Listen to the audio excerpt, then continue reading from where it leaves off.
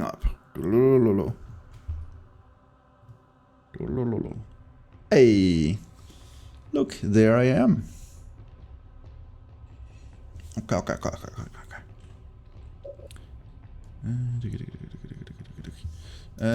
Great. What was we doing? That was not it. I have so many browsers and shit open to keep track of all of this. There's so much. Anyways. Yeah.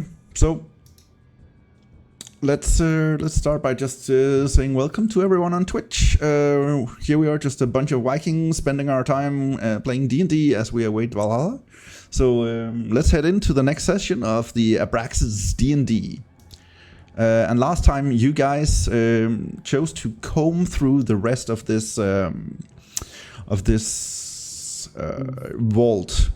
You managed to defeat. You had defeated Feral Soul, but were still looking for a cure. And as you were looking around in the adjacent room, you did find a chest under the water, and within it, you did find the cure. However, you did manage to spend a little bit of time walking around in the water, getting very cold, trying to unlock it, even though you actually did have the key. Darr. That's okay. But yeah, you chose to explore the rest of the vault, and as you went through it with the proverbial comb, you did manage to sneak up on some zombies, started fighting, found some magical knives, chose to fight those too. Found We didn't choose to, we got attacked by them. We didn't choose to do nothing, you just said roll initiative. And here we are. Well, there you are, yeah. But yeah, you managed to fight through almost everything in the vault. Unfortunately, through some bad rolls, Durr's great club of pointy things were shattered. But after having dispatched all the old denizens of the vault, consisting of a variety of like scientists, families that had turned zombies, you found what you assumed to be Feral Soul's chambers. You found a kitchen, an experiment room, and a sunken library. It all took a toll on your party, and you decided to spend the night in the vault. So you found one of the rooms in that Lommit had not set on fire, and as your party awoke, Durr felt a force trying to sap his strength, but he did manage to resist the effect. So you have all gotten a long rest, and a new day is dawning. What would you like to do? Go fishing. I'm kidding. Yeah, we talked about it when we waited for you, Wicked. We should we just go and get some of those knives and just put those crab meat on them and throw them in the water over here. But no! I'm going to eat my crab. Alright, well, what are we gonna do? Well, we are rested now, and I mean, you want to fight the carpet, or should we just head back? no, you know what? Fuck that scary carpet. Note about the carpet. The only one who's seen the carpet is Bhorahim. Orvo went to check the room. He saw the carpet, but the carpet was lifeless, and called Bhorahim a pussy. So it's speaking. Didn't say anything. It just creeped. It was just trying to kill me. Gomme opened the door and looked at the room. She only saw a lifeless carpet. So No, I didn't even see the carpet. That is true. I saw a pile of rocks. Oh, did you have a bad perception roll then? Because I remember you opened the door just to check in. Point of reference, Gomme does have the lowest passive perception of all of you. Well, I thought she just took a normal perception roll for that. No, he only looked into the room and then just moved on as there was nothing standing out. All right. Well, Bhorahim, I wake up. I dust off my pants, and then I feel refreshed. I feel the fire of a good spirit in me, and I feel we did good. I don't think we need to explore anymore. We got the antidote. We got more poison. We have the antidote, and we have a lot of vials of poison. Yeah. We have 24, I think. 28. Oh, right. So we should definitely go to the tradesman.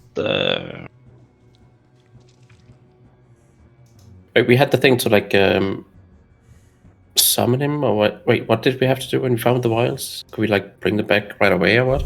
Yeah, we have to go right away because he can teleport them, but he can teleport the cure to the mainland.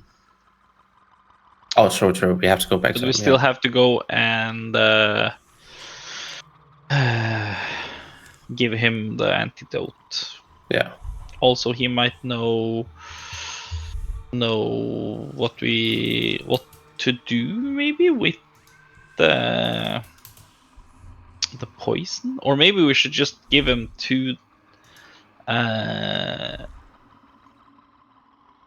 what's that to from Elro? Wait.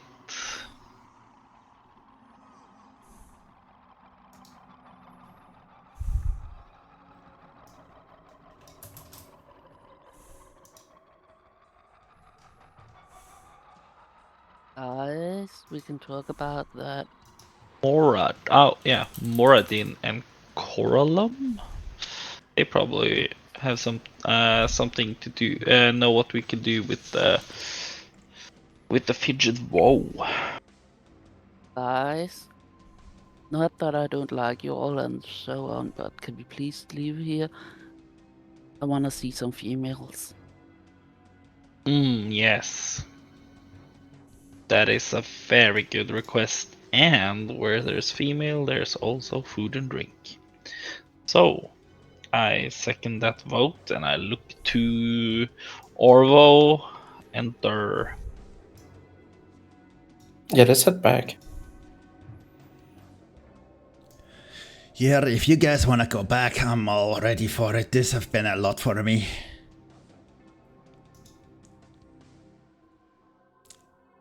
Me too. So, I lost an eye. as you guys are heading back towards the main entrance, yeah? Yeah, we're going. All right. As you go through the hall here, it is barren. The light is still on. The blue, dim light that is just lighting the hallways. You manage to go through this shattered laboratory of the Frigid Vow. Again, just lit with this blue light. Everything is kind of as you already assume it to be, like empty, deserted. There's nothing. However, as you do come to the main door, the door has shut. There is some text. Like the door kind of just had, like, it seems to have like fallen from atop. It's like one of those, you know, doors, gates that just goes up and down. So it has fallen down, shutting you in. Within it, you see kind of on it, you see like this blackboard with a bunch of text on it in some language you don't recognize. And it seems like at the end of it, there's like room for you to fill out, to write something. To write maybe the password or the answer or whatever you think needs to be there.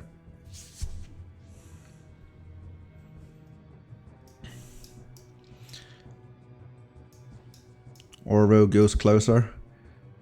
Well, blimey, I can't read this. Gomme, can you read this? And he kind of just takes a few steps back over here, yeah? Looks at it, and I guess it's some language I don't know. What languages do you know? Common, Sign, and Elvish. Yeah, this is foreign to you. You do recognize, though, that it is the same language as you have seen in both the research notes and the notes you found in Feral Saul's bedchamber. Ooh. So and also the same language as the signs you've been seeing. For instance, the sign over the door you just walked past and everything. Well, Gomme is going to cast Comprehend Languages. All right. So comprehend languages. All right. So you let's check out the spell. Give me a second here. All right. So you kind of take like a pinch of salt and soot, kind of just rub your hands together and breathe in the dust. And as you do, your vision kind of blurs for a second, and for the next minute, anything you read, you will be able to decode and understand. So now you're able to read, and you do recognize that it seems to be a riddle on the door. The riddle says, I never was, am always to be. No one ever saw me, nor ever will. And yet I am the confidence of all who live and breathe. What am I?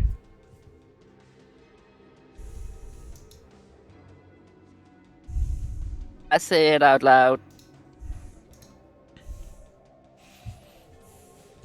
All right, and you guys just notice Oro kind of just scratching his beard, going like, fuck if I know.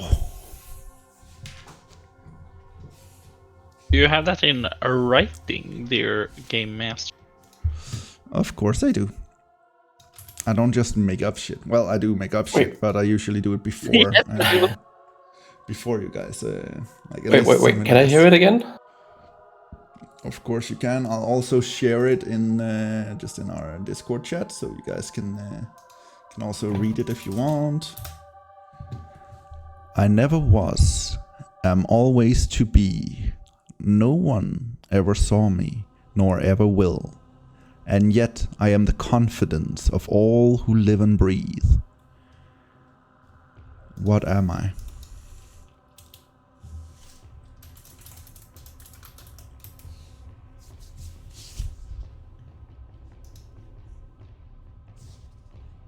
I'm pretty sure I heard that like very recently. I never was.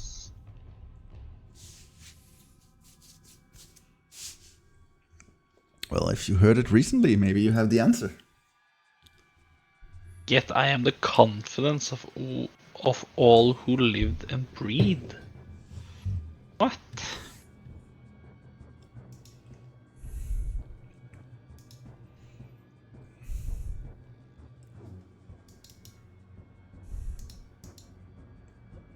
Oh, I misspelled confidence. That's not part of the riddle, that's just me not being able to spell. Confidence. With a C.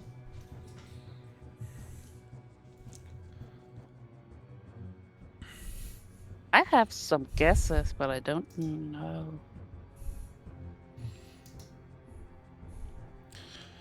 Oro goes over, picks up like a piece of coal, laying amongst like one of the stones over here. Goes over and just hands it to you. I imagine you'd probably have to write it back in the same language. Oh, okay. So, guys, you have any ideas? Looks at them.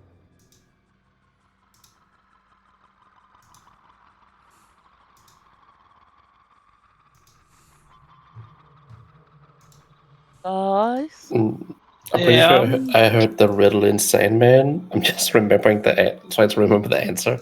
I'm trying. I'm just reading, trying to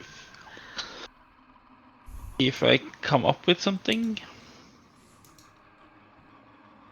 I never was. I always be.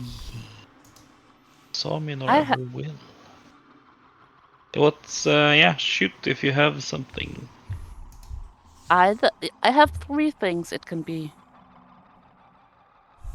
It can either be shadow, air, or tomorrow. Oh, it's tomorrow. Now when you said it. Are you sure? Yeah. Tomorrow will always be. Okay. No one Gomme ever is saw going to- me. Yeah, true. Gomme is going to write tomorrow. All right. So you write tomorrow. Do you write it in the same language as it's? Yeah. Yeah, you write it in the same language. And as you do, you kind of hear the click of the door. And slowly it opens up. The light from the outside is coming in through under the door. And as you exit the vault, you're met by a bright light. It takes your eyes a few moments to adjust to the daylight, reflecting in the snow. The wind is biting and unpleasant, but both Durr and Bhorahim, you feel like it is not as bad as you were expecting. You're not as cold since you took the cure. As you walk outside, you look around and you do notice that there are several methods just keeping an eye on you from the nearby cliffs. And you feel kind of slightly foolish for not having noticed more of them as you entered the vault just the day before, 2 days before now.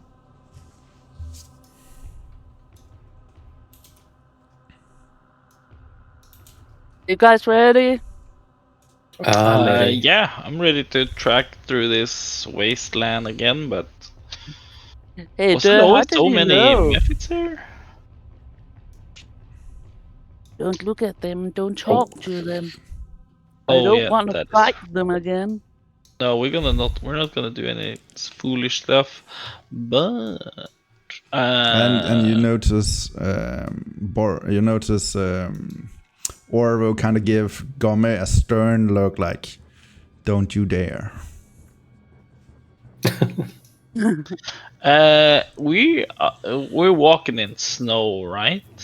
It is like your eyes are still slightly adjusting, and you know that first morning sun, it kind of hurts your eyes because you're used to just walking around in the dark or being in your bedroom and stuff. Like, it's the same kind of feeling. You've been in the dark for so long, for several days now, so your eyes are slowly adjusting. But yes, you do hear the crunching of the freshly fallen snow underneath your feet.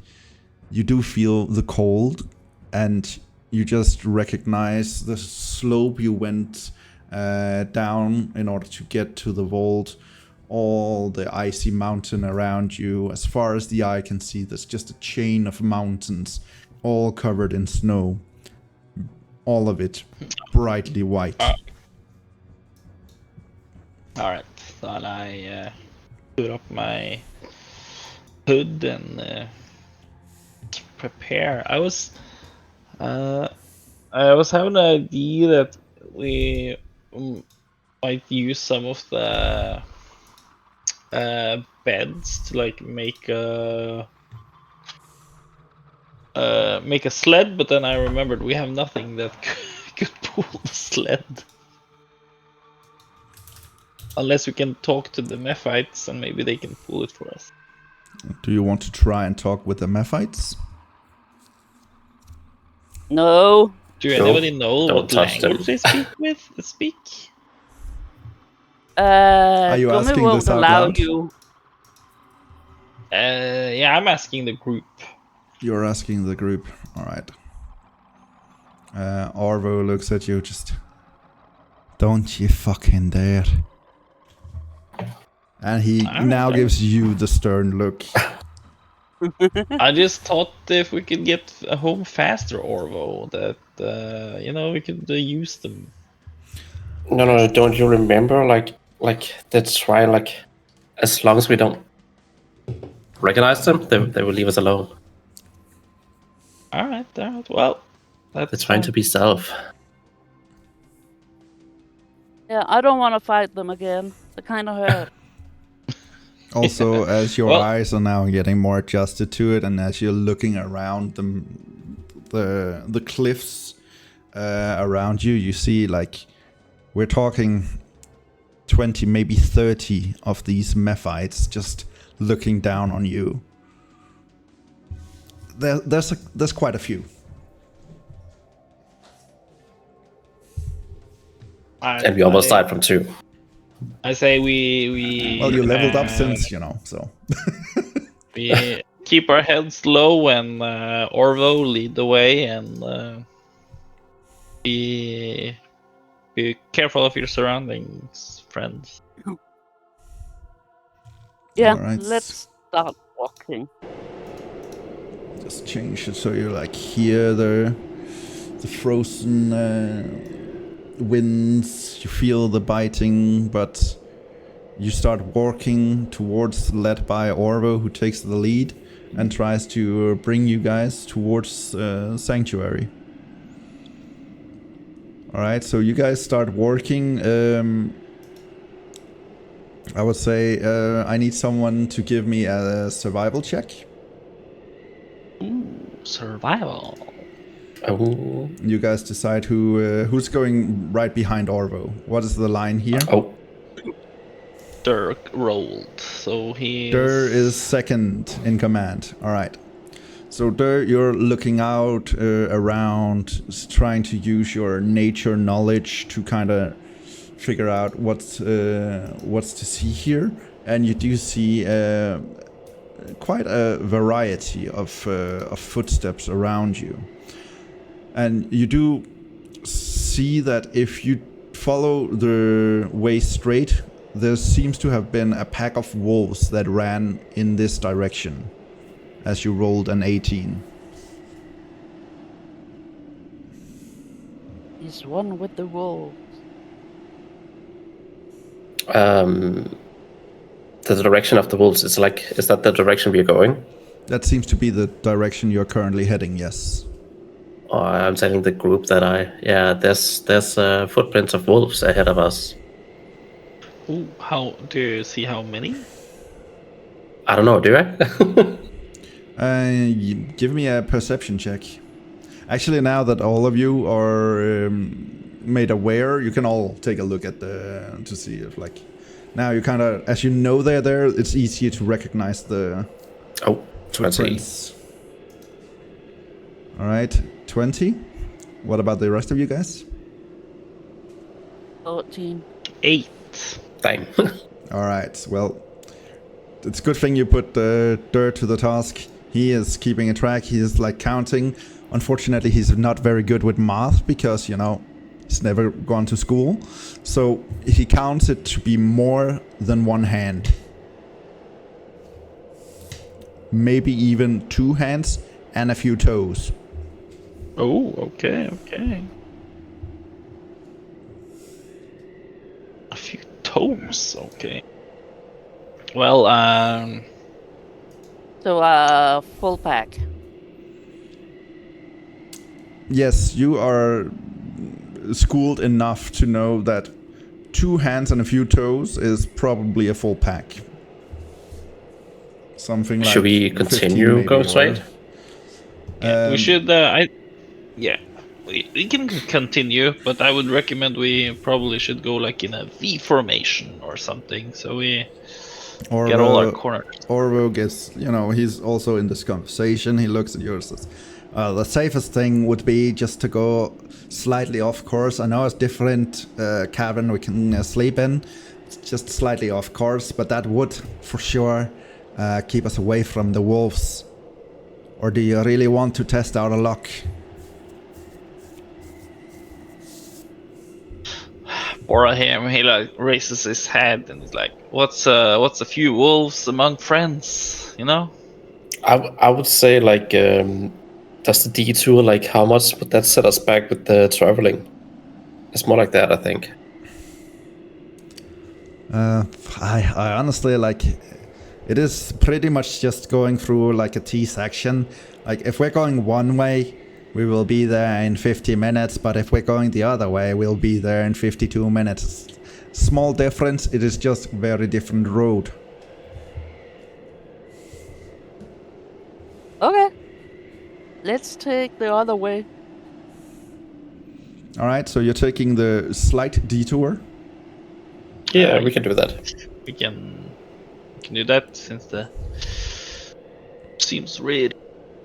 Alright, so you are heading down a different route than you came from, but closer to the mountains up north. So you're seeing like these mountains, this full on half circle of mountains all the way around you.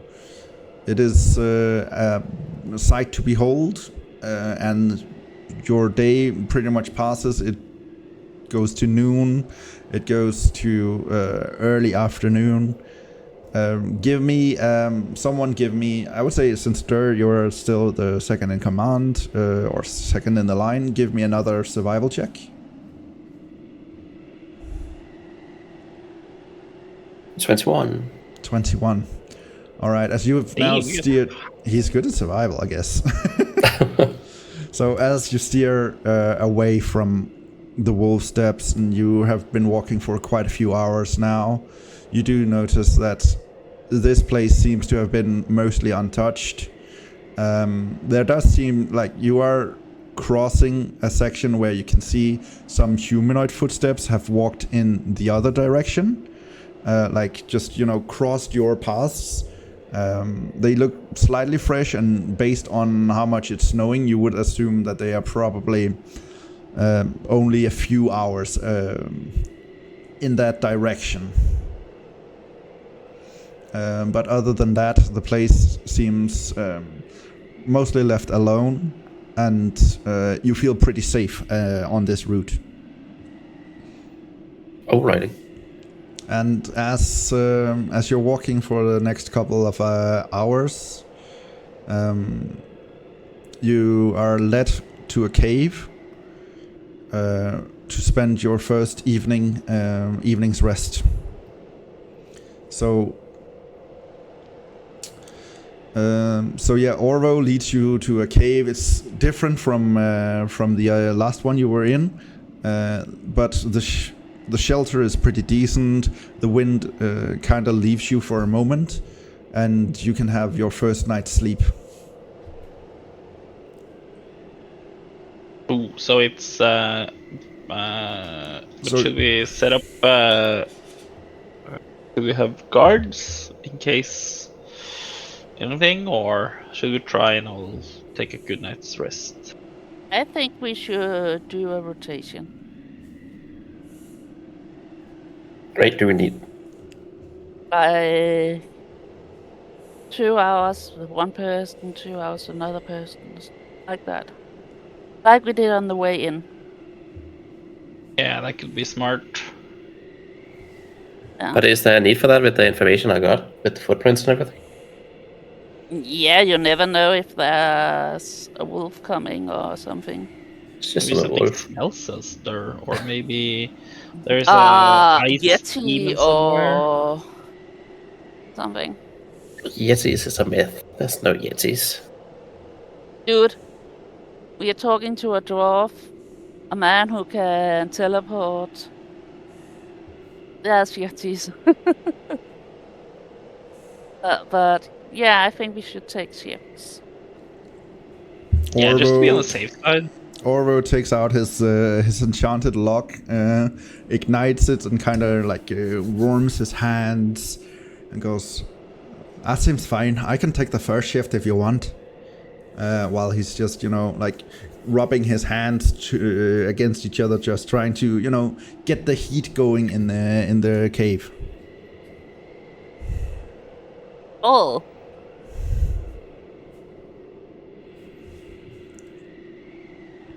Are any of you hungry?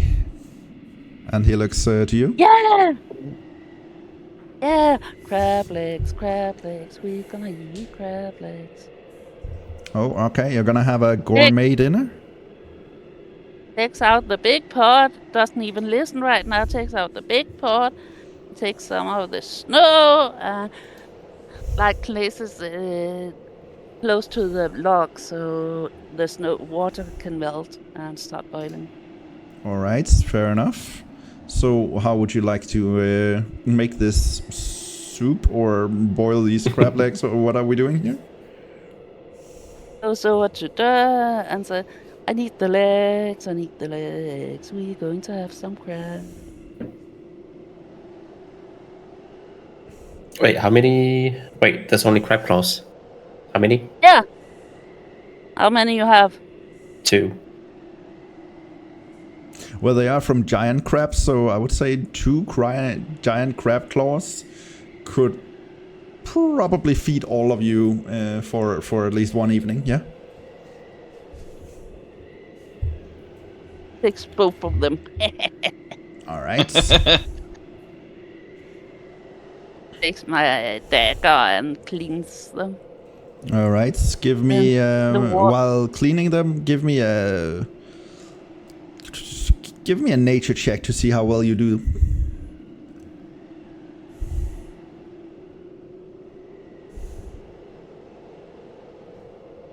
I clean them perfectly, I must say.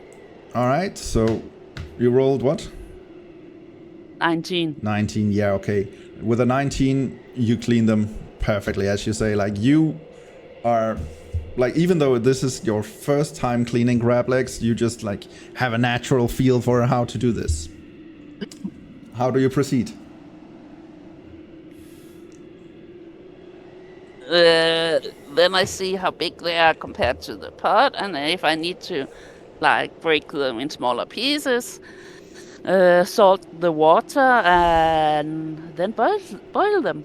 All right. So you check it regarding the size, and you do come to the realization that you would probably either have to break them up or just boil them one at a time.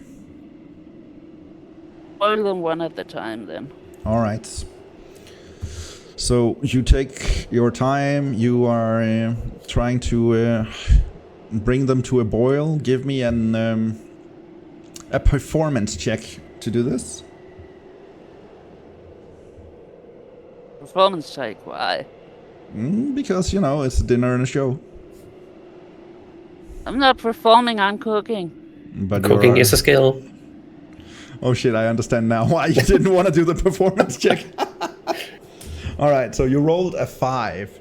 So it is not a pretty sight. He's not doing anything with a flare or anything.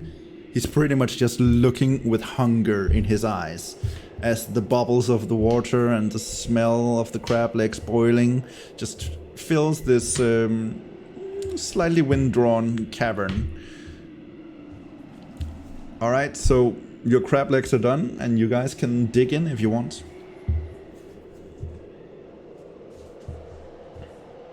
Oh.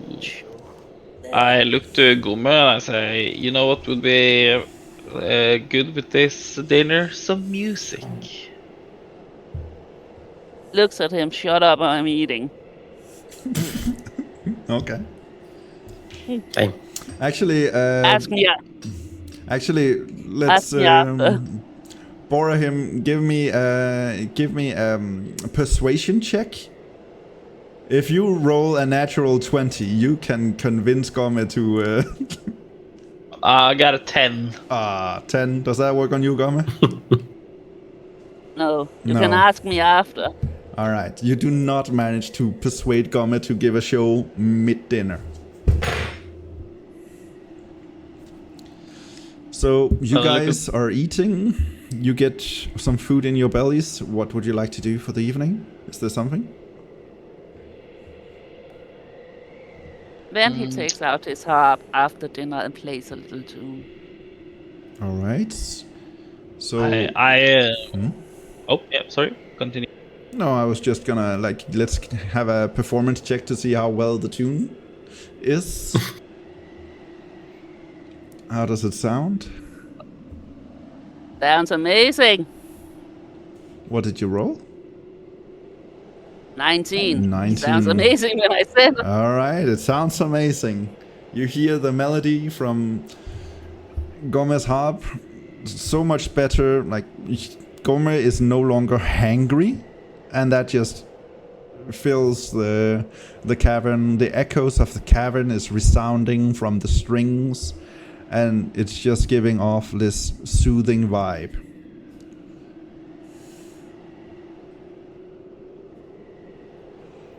Is it possible I can investigate or inspect the sword, since I heard it said something in the fight All right, early in the day? So you take yesterday. the sword out of its sheath, and you want to investigate it, yeah?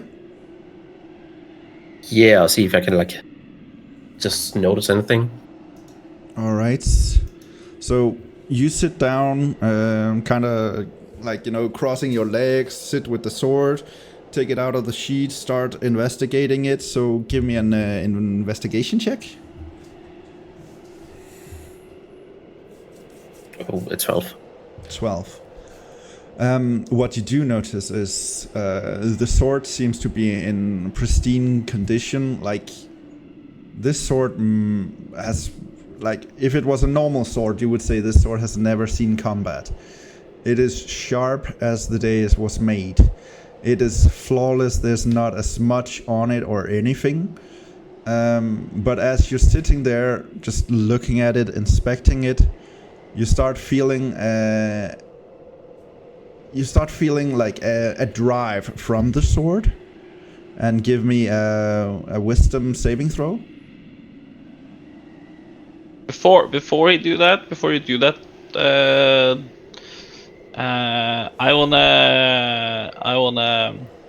I go to Durr. I see he look at his sword, and then I touch his shoulder, and I say, "You look like you're pondering something, Durr. Maybe you just need some guidance." All right, so I'm assuming you're casting guidance, yeah? Yeah, buddy. So you can add 1d4 to whatever skill he must do. So it's a wisdom saving. Oh, actually, did you do that before? Then add a 1d4 to your investigation check too. So you rolled a 12, right? And then just roll a d4 so we can see what you end up with. Okay, that's 13. that's not gonna make a difference. Lucky number. Lucky number 13. All right. So, but you also have it for your wisdom saving throw. You have to do now. Oh Jesus! And that one. And a natural one. Oh damn! Yeah. All right. So, go ahead and roll an attack to hit. Wait, an attack? Yeah.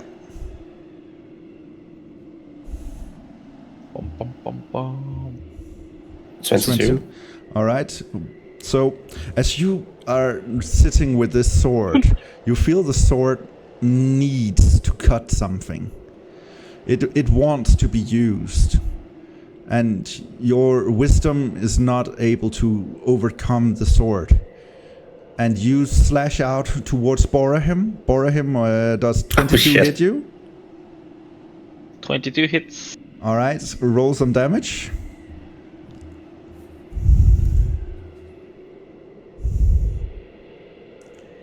Oh, 8. All right. So 8 damage to you, Bhorahim, as Durr suddenly slashes you out of nowhere. I'm like, what? And this is not the guidance I meant.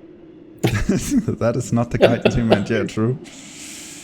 And as you cut into Bhorahim, you feel the blade kind of giving off this this satiation, this feeling of small relief, and you kind of swear for a moment that you kind of hear the sword goes.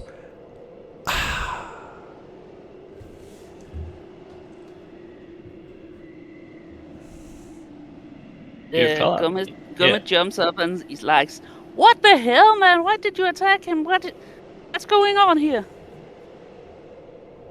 Do we all hear the blade becomes satisfied with the sound, or just Durr? That is just, Durr getting like that feeling, that sense, like he can almost hear it in his mind as the sword. I'm just saying that I didn't mean to, it just happened.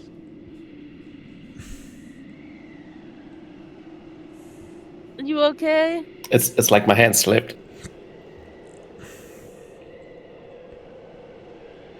Looks at him. Are you okay? Yeah, I'm a bit shocked, but I hope I haven't offended you there. But that blade, maybe you should just not look into it anymore. And maybe we should just keep it away from us. I want. Can I do an Arcana check to see if there's like magic in it or something? Do you want to take a look at it? Yeah, okay, you can roll an Arcana check, sure. Ooh, nat 1, baby. Nat 1. Nope, there's no magic here. There's no magic in there, just a normal blade. All right, and Durr, give me another Wisdom saving throw. 19, all right. This time you feel the blade wanting more, but you manage to just shrug it off. And you do save.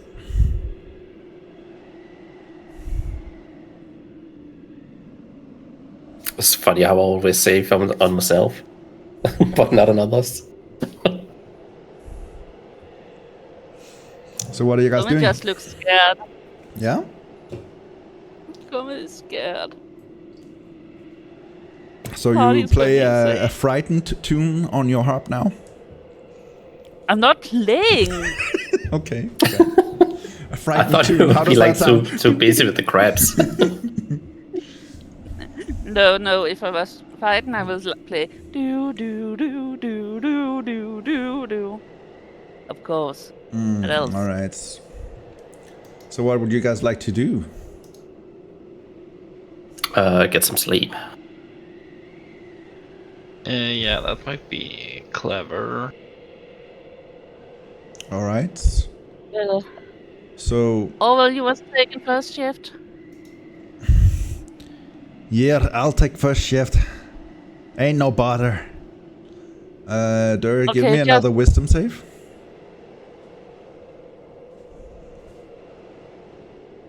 $16. You managed to save once more as the sword, still in your hand, just craves more blood. Damn. We're all like staring at Durr, like, yeah, let's you're okay there, pal? I'm good. Maybe you should sheath the sword. I don't think that sword is anything to be playing around with. Yeah, I good idea. guess I will sheath it. All right. So as you sheath the sword, you kind of this sense that the sword was kind of having feelings, having desire. As soon as you sheath it, you kind of feel the desire for the bloodlust disappears and goes away.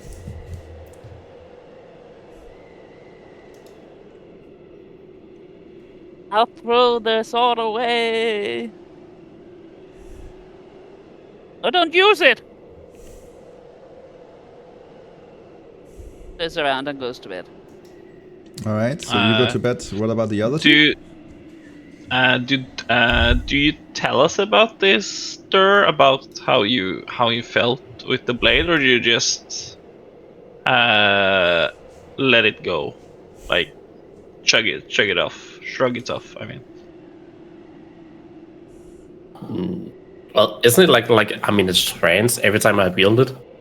So like I just snap out when I sheath it again. It is not per se a trance. It's more like the sword has desires, and you get a sense of this sword wants this, and if you don't give it to the sword, it will attempt to just take it.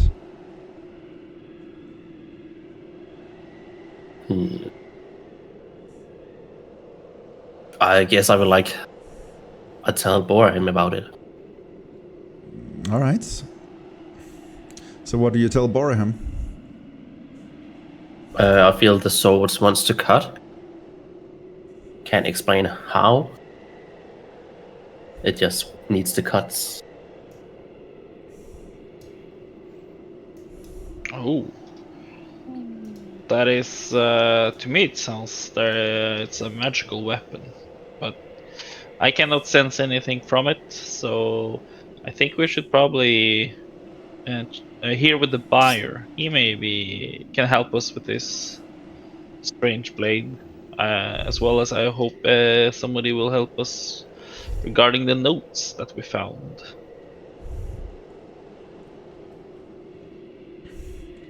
And you just see Orvo just sitting at the campfire. Why don't you give the notes to Gomme? Clearly, Gomme has some sort of spell that allows him to read whatever he looks at. Oh, that is true. At this point, you hear Gomme snoring. I was like, yeah, if he's up for it, but we could probably wait the day. We need a nighttime story tomorrow as well, so yeah, can save it for tomorrow. All right, so you guys head to bed? Yeah, and we go and we're just we rotate our guard. All right. Staying guard. So first shift is Orvo. Orvo. Let me check what is his Orvo. He is. All right. He has nice perception actually. Oh, and he rolled nice. So he keeps a lookout throughout the entire day, and entire night. And after 2 hours, estimately, it's not like he has a watch. No, he estimates about 2 hours before he then wakes up the next. Who is the next one in this turn? I can do it since Gomme is already asleep. All right. So after 2 hours, approximately, he goes over to you. Hey, Bhorahim, I think my shift is up. Could you take over? Sure, Orvo, thanks. I find some what do you call it? Just it sense. The word is stuck in my mind. Yeah, I just prepared. Huh? Okay, fair enough. So yeah, your turn to take a shift of the night. Please give me a perception check. Oh, 4 on that one actually. A natural 1. All right. So after waking up and kind of getting over there, sitting by the campfire, trying to wake up, you fail miserably and you just fall asleep next to the campfire. So let me just check. All right. The next morning, you all wake up. Gomme, you can remove your last point of exhaustion, as you had a really long uninterrupted night's sleep.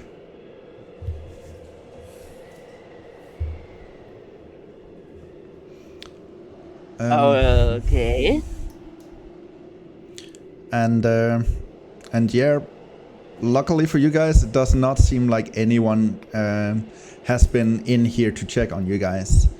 The fire is still softly burning from the log, and Bhorahim is kind of like cradling the, like, it's just like cradles around the fire. And he is sleeping with like a bubble of snot just like moving as he breathes in and out. What would you guys like to do? New morning. I'd take some rations and You are prepare. sleeping. Well, wake up. I think we all were sleeping. You were all sleeping. Yeah. But you do manage Well, to get a full night's rest, and you get your hit points back, Bhorahim. Luckily, Hey. luckily it wasn't too bad. Wakes up and see Bhorahim. See everybody asleep. Yes. Bhorahim looks like the only one not in his sleeping bag. Yeah. So goes over and like nudges Bhorahim. All right. So you nudge Bhorahim. Bhorahim, you're waking up. And you're seeing Gomme standing over you, slightly nudging you. Oh, how was your shift, Gomme? I didn't. What shift? Did you fall asleep under your shift? And then I just shoot up and like, oh. As you do, you kind of sense you get like a rip in your lip as some drool has kind of like frozen all the way up, like hanging on to your lip. So you get a kind of like a cut into your lip as you're just like suddenly just rushing up. Oh, yeah. I was like, yeah, apparently I did. I'm sorry, guys. I went to take over for Orvo, and I think, and here I am. All right, so as you're speaking, both Orvo and Durr are also waking up.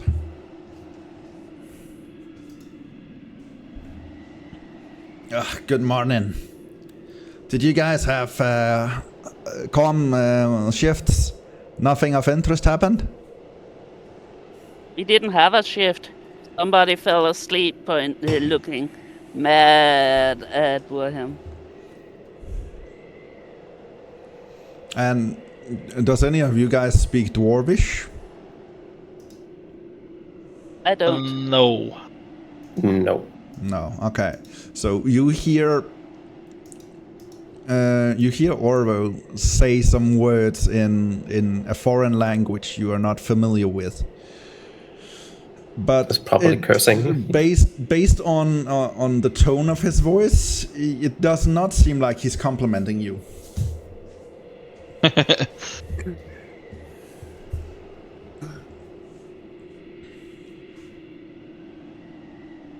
All right, new morning. Let's get something to eat, and then we can take a walk. There's still quite a few days until... Oh, and as I say that, I should not forget. Durr, you have to give me... Let's see... A Constitution saving throw.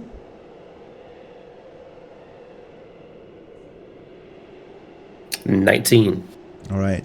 So you feel the will of the blade. It tries to draw strength from you, and again you just shrug it off, like stop it. And the pull subsides for the day. All right. So you guys eat some of your rations. Yes. All right. Let me just click off a ration from Orvo.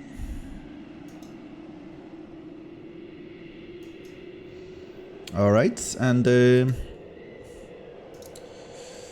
he's actually starting to run low. Anyways, you guys. Don't worry. Oh yeah, that's right. You have like 1 million. Never mind. But yeah, you guys are ready for another day's travel. Do you guys want me to go out first and see what I can see? Yeah, you did such a fine job yesterday, Durr. That is.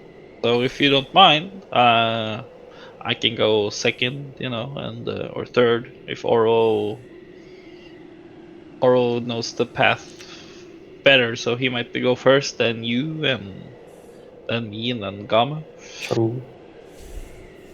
But I look towards Gomme and I say, Gomme, do you perhaps might want to read this letter I found in the vault? I couldn't understand it, but since you know, well, the magic to understand these sort of things. If you could throw your eye, a quick glance, perhaps. So what are you giving, Gomme?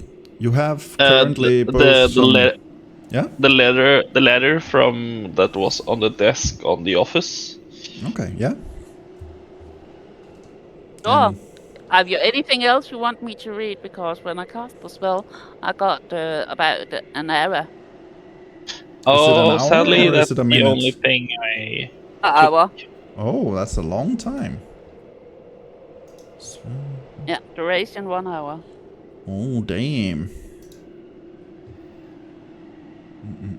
Yeah, for a full hour. And you can read 1 page a minute. Okay, so there was a minute involved, but yeah, okay. Fair enough. Yeah. Mm-hmm. I'm a quick reader. All right. Oh. But was there anything else you want me to read? No, I don't have anything else. Actually, this was the only thing I as found. With you thought you had nothing else, but as you're asking, you do remember that you also found some research notes in the lab where you fought Feral Soul. Oh yeah, that's right. That was also in a language you didn't understand. Durr has the journal, if I remember. I looked at Durr and said, "Oh, yeah, Durr, don't you have the journal we found?" Did you when just we slap at him? Yeah. Get over here, waiter! I do. That is when Bhorahim gets the light bulb. He clips his okay. snaps his fingers like when he remembers what he has forgotten or remembers something. Okay. Like in the panic, I just hands him the book of dirty stuff with the journal. Yes. That I still have. All right, so Okay. you now are in possession of a book of dirty stuff, some research notes, and a letter written by Feral Soul. What would you like to read? Just looks at what's in front of me and see one. The book of dirty stuff, is that written in common? That is written in common, yes. Okay, hands it back.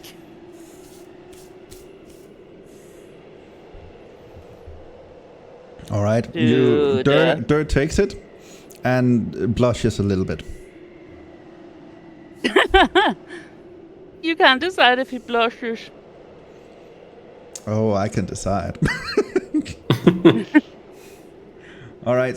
So you have the other two, the letter and the research notes. So what are you reading first? The note. Before you read though, do you want to read the? Are we still in the cave, or are we planning? Yeah, because we aren't still in the cave, right? We haven't left. You are still in the cave. You haven't left yet. All right. Like we're not in the middle of the something like in the middle of in the wilderness and just No. starting to read. I'm assuming this is something that you guys are doing before you're leaving. You were just talking about, and then you said before we leave, can we do this? Yep, right. All right. So you're taking a look at which notes first? The letter. The letter. All right. All right. So you again take some soot, some salt, rub it between your fingers, flare it up, take a breath in, your eyes flash for a moment, and as you're looking at the text, it kind of shimmers and you kind of like understand the meaning even though you don't really understand the words. And it reads as follows: to whomever finds this, all of my people are dead. My family, my friends, and my workers. I too am dead. Were it not for my quick thinking and prowess with necromancy, our important work at Salzvold would be over.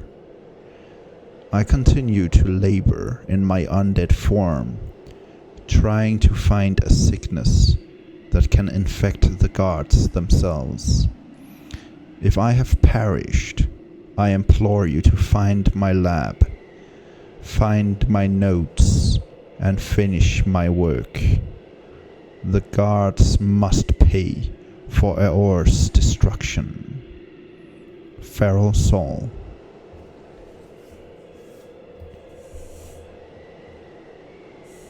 Ooh, that was kind of scary, guys.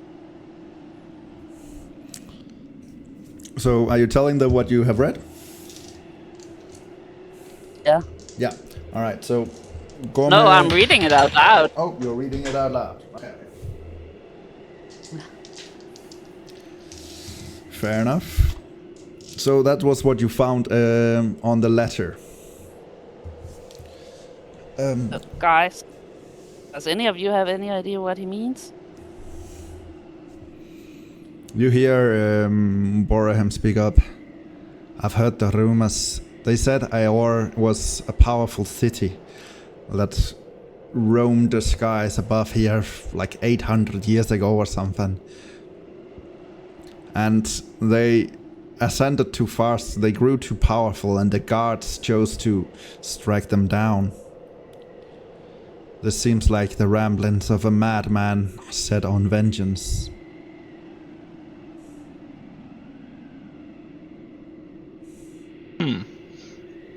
Interesting. I have not heard of this Eor, but I am glad that we have probably this. Maybe this is why that we found so much of the fidget. Whoa, maybe he planned to use that on the gods.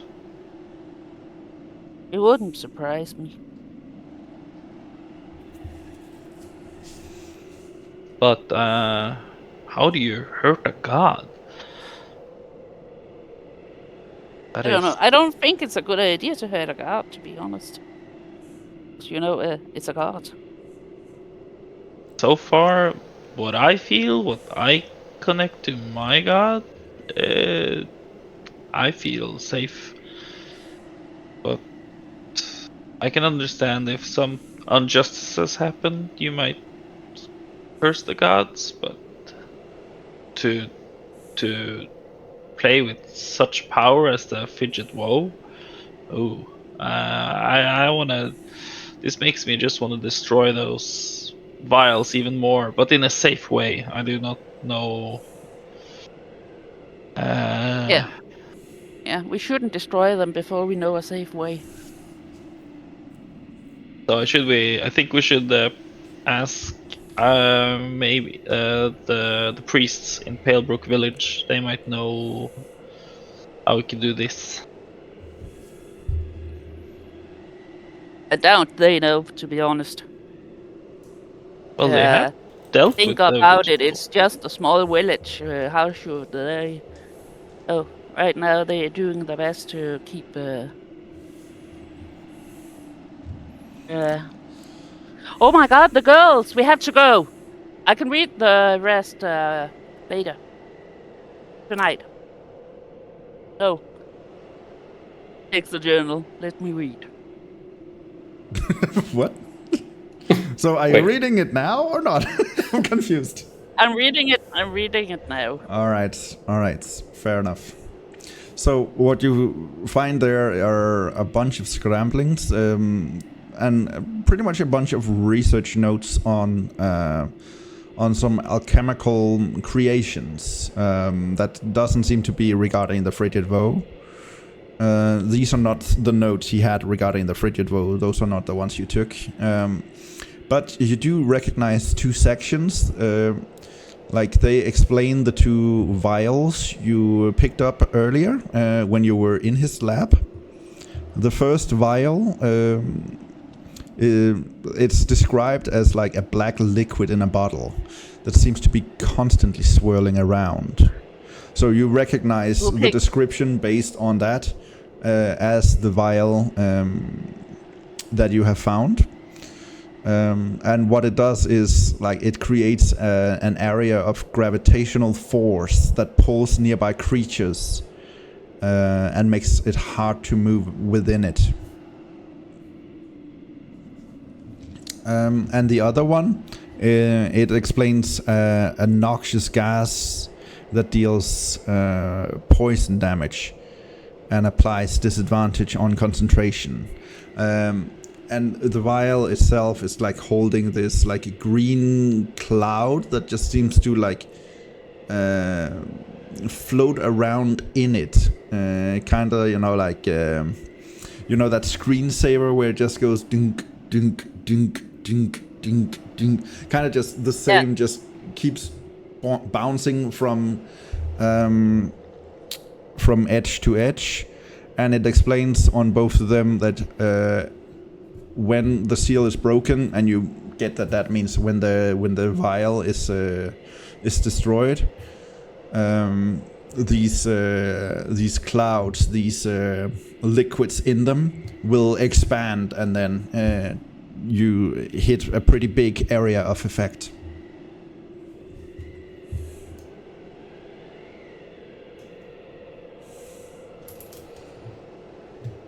That was the miasma mist, right?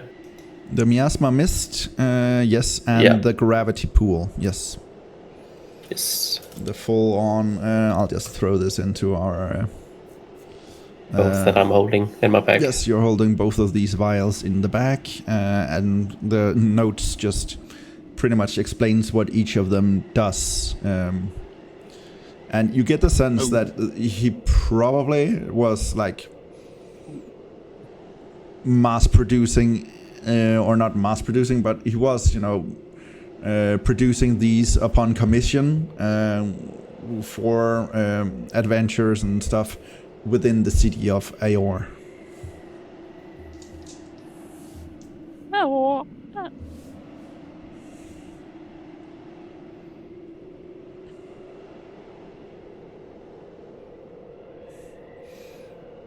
All right. I'm just gonna ask Gomme like quickly. Is there anything about the sword in the journal? Looks again.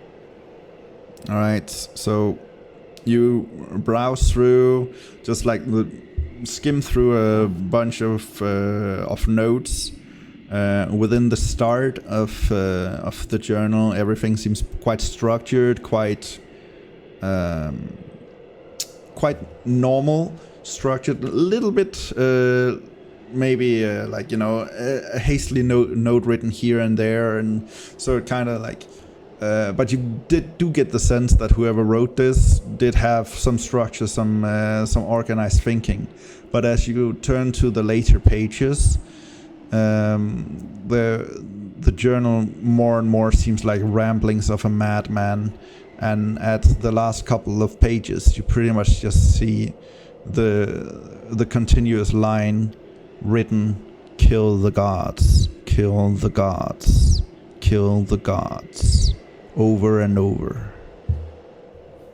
But nothing about the sword. Sorry, nothing about the sword. Kill the gods! Oops, sorry, I shouldn't say that out loud. But it says that a lot. A lot. A lot.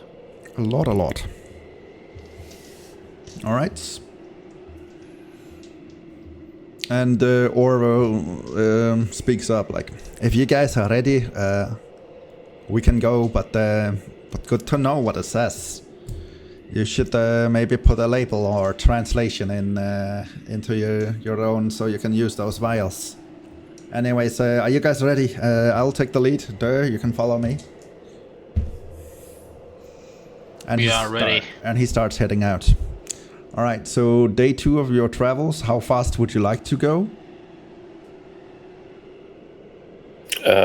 Should we go fast pace? Yeah, we can do that. Alright, so you're gonna try and rush?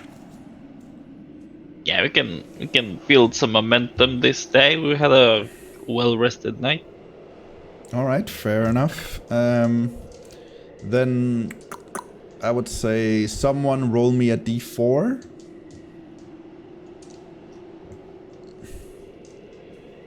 E4.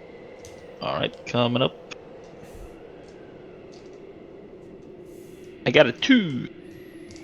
Alright, so you rolled a 2. Alright, so as you guys are rushing through, you are walking with hasty steps against the wind, kind of blurring your vision a bit. And you walked for most of the day. It is turning into the early afternoon. Until then, you start seeing that there are some ice scattered across this mountainous terrain you're currently walking close to. And I will just switch the map into, or which one is it? Is it this one? Yes. Alright. So, you come to this area here. Oh, don't touch my ice. So you come to this area here and you can see like these icy patches in this area. And as you're walking, you kind of give me I'll have to see who's got what in passive perception. Oh, Orvo got 14. Alright, actually Orvo has the highest passive perception of you guys. So he goes, quiet guys, I think I heard something. And as you're listening now, you can kind of hear that some rocks seem to be falling down the cliffside. There's something going on here. What would you like to do? Oh, I'll just arrange you guys in order as you kind of were walking. Like this was kind of how you were walking. Okay. What would you like to do?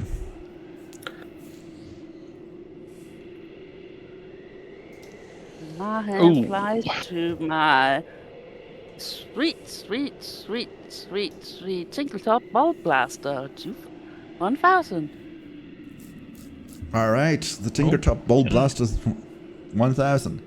And what would you like to do with it? Nothing, I'm just keeping it close, you know. Kinda scary.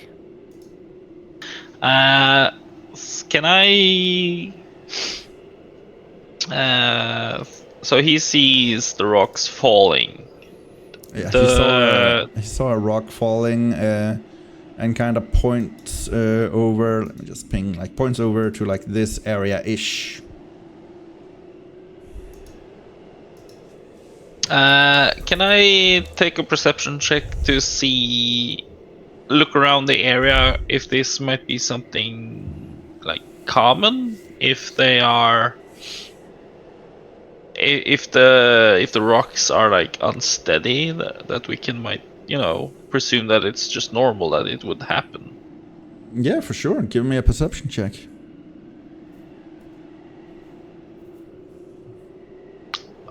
A nat 1? Jesus. That seems perfectly normal to you. Alright. I think that's just some rocks, guys. Probably the wind knock it off or something. Orvo looks back at you, just nods in acknowledgement and starts hitting down this area. Orvo? Yeah, what is it?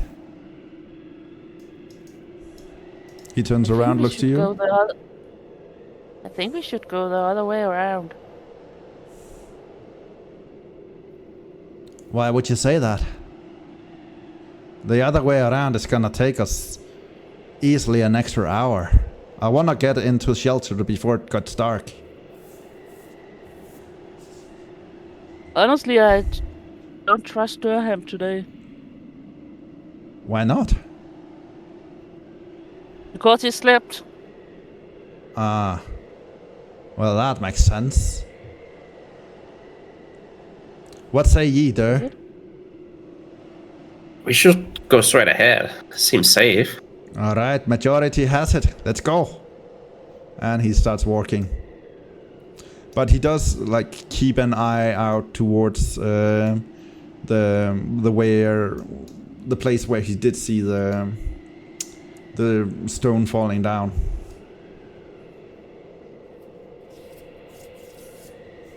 Alright, are you guys following? Yeah, we are following. Okay, I'll... What about you, Gomme? You're also following. Okay. Keeping a little more distance between Bhorahim and me. Okay. Oro gets up here and like, oh, this ice patch here. Better be careful, lads. And then he starts like, kind of, like, Oro, not too, like he's used to being around ice, so he kind of easily skates across it. Let me just roll, and yeah, he did that fancy ice skating earlier. Yes, exactly. Like he is having no problems doing with a little bit of ice. Let me just check here. Yeah, he just again easily breezily just skates across it, just lands on the other side, does a small bow. Come on, lads. Alrighty, gonna step out. Alright. You head out to the ice and you try to make it across. Give me an athletics check, I would say, yeah? With you, yeah? Oh, 14. 14, alright. It is not as elegant as it is with Orvo, but you still manage to stay on your feet and just cross it at a slightly slower pace. And he does like, no. Not too bad.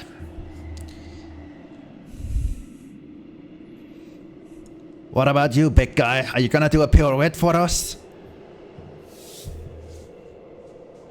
No, I just, I think I'll go slowly over and don't want to hurt myself.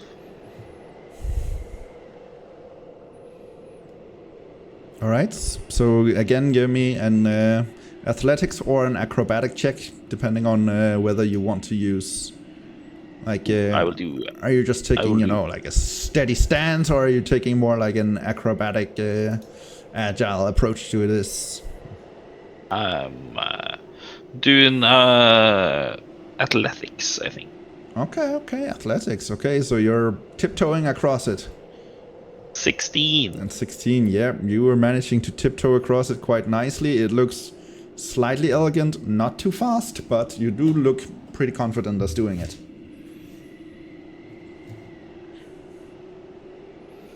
Hey!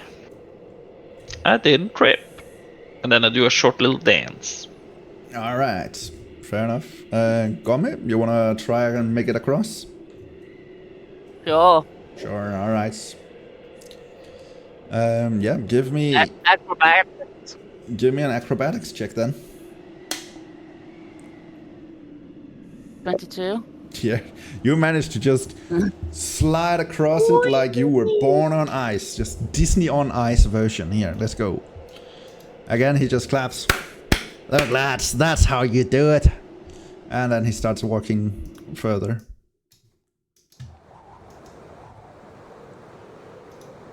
Oof, and the wind changes. So you hear it. The wind is picking up a little bit. It's kind of obscuring your hearing. You can't really hear too far, but yeah, things are going on. So yeah, are you guys gonna just continue forward, or what do you want to do? Yeah, let's continue. You continue forward. Let's push it all. All right, so you guys continue. Do we, now that we've passed or like are deeper in this small crevice, or not a valley, but do we spot anything different? Do we see like sign of maybe some architecture or a strange pillar or something? Give me a perception check. 17. 17. All right. From what you can see, like currently you're just walking in this gorge. There doesn't seem to be anything out of the ordinary here. It's just two cliff sides up on each side. There's some ice around, but it all looks to be perfectly normal, natural formations that is happening here. Nothing out of the ordinary. Okay.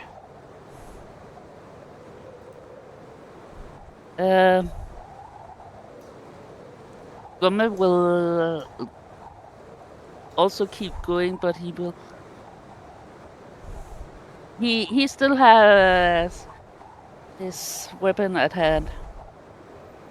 He still has his he weapon feels at like- hand. Yeah. It feels like there's something there. All right.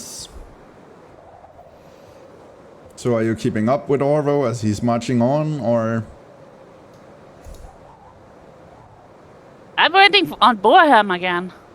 Oh, I'm just walk. I'll just keep walking. If I don't see anything, I just keep walking, and then just. Yeah.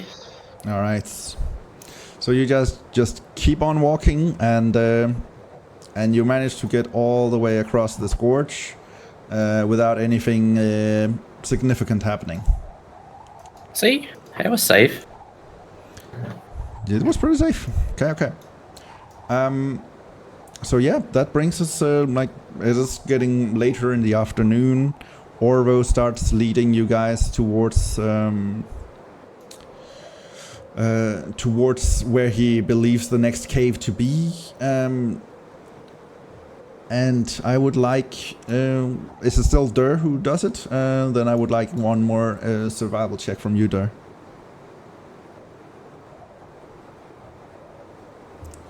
14. 14, all right. So you barely managed to see slightly off your current path. You do see some disturbance in the snow.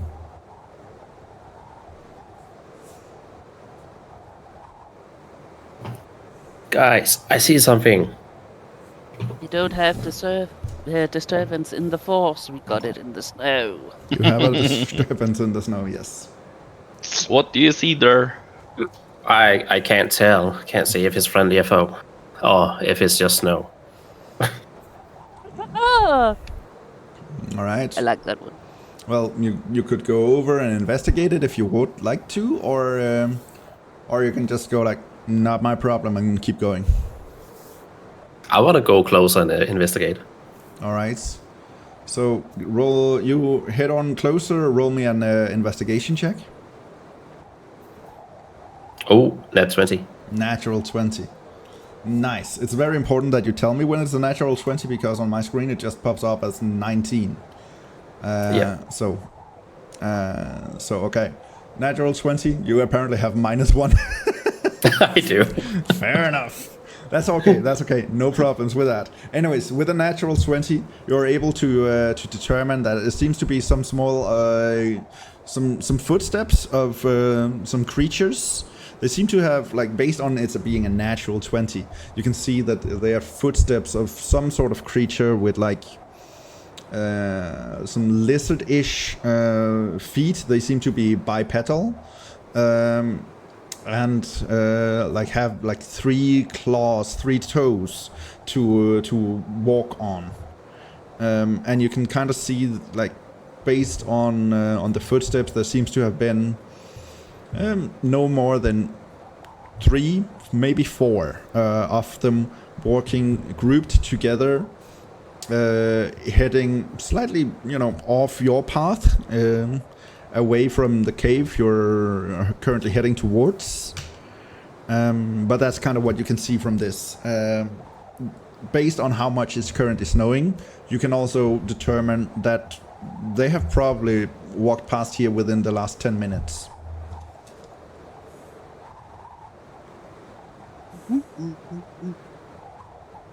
I'm just gonna tell that to the group. All right. Oro takes a look at it and goes, "Aye, that's probably kobolds. They're sometimes around here. We saw some on the way or over here too. I'd say it's probably best to leave them alone. They're usually up to no good." I don't think we are to no good either. True. So, what do you decide to do? Go straight for your night's rest, or would you like to go investigate? Or what would you like? Nice rest. Yeah, I think I want to get as fast as possible to get the antidote back. Everything else just seems not important, because there are people suffering, and right now, if we investigate, it seems just to pull us further from the mission that is ahead of us. All right, fair enough. So you continue further. You push and ask Orvo to find a cave for you as the night starts to settle in. You have made it quite far again today, and with your increased speed, you have actually made some pretty good strides towards getting all the way home. Let me just add this. So first day you did this, and then second day you did. You were even walking with increased speed, so you are this far. Okay, fair enough. So you estimate that you probably made it around already like a fourth of the way here, based on your speed. And at this point you come back to kind of like the cave you're heading to now. You actually recognize you were spending a night in this cave on your way towards the vault. So you do get the sense like you kind of just, made, when you took the different turn, you kind of just made a different, but still heading to the same direction. So it starts to seem a little bit familiar as you enter the cave. It is evening, and Orvo takes out his log, starts the fire, and looks at you. How are you feeling?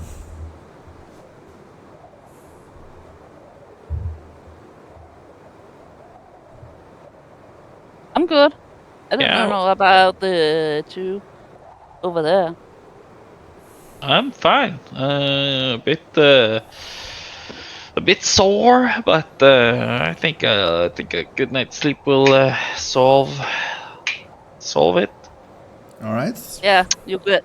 Yeah, I'm gonna rub my feet. Okay, I'm going to take first shifts. Go to bed. All right, you are. I don't mind. And you see Orvo just instantly takes out his backpack, grabs his blanket, makes himself a nice little spot, not too close to the fire, but still, not too far away, so he can get some of the heat from it. And he, like, as soon as his head hits his pillow, he is already gone. Anything else you guys would like to do before you have your night's rest? No, I think no, nothing. I asked the Gomme and Durr of what would they do after we have delivered the antidote. We are basically then free from our commitment to travel per se, and I'm just wondering what are your plans after this? Get drunk. Can we go back to that town and get more almonds? I'm almost out. Oh, almonds. Yeah, they're okay. Yeah, that's the thing. We are going back to that town right now. I see. All right, short goals. And maybe travel to a warmer place than this. Oh, that is true. I also want to look for some warmer weather. Honestly, I don't have any plans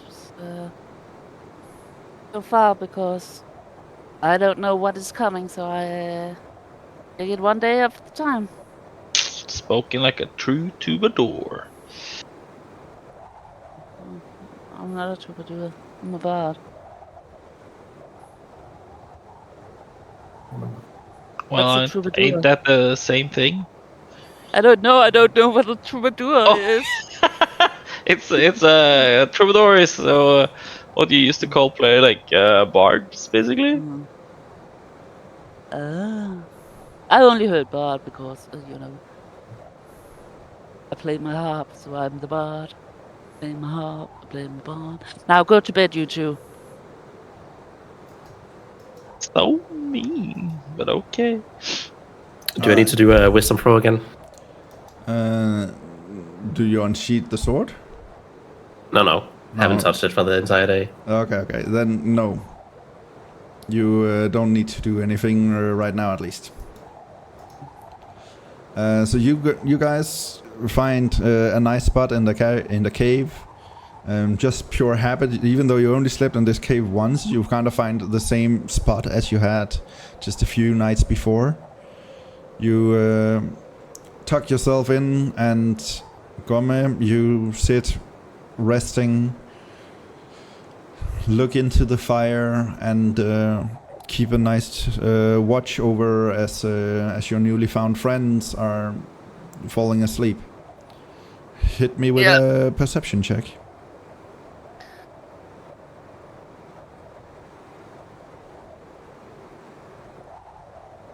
Nine.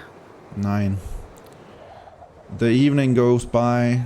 It turns to midnight. It's getting very dark outside. Even though the white snow kind of still gives off some light, it is the dead of night.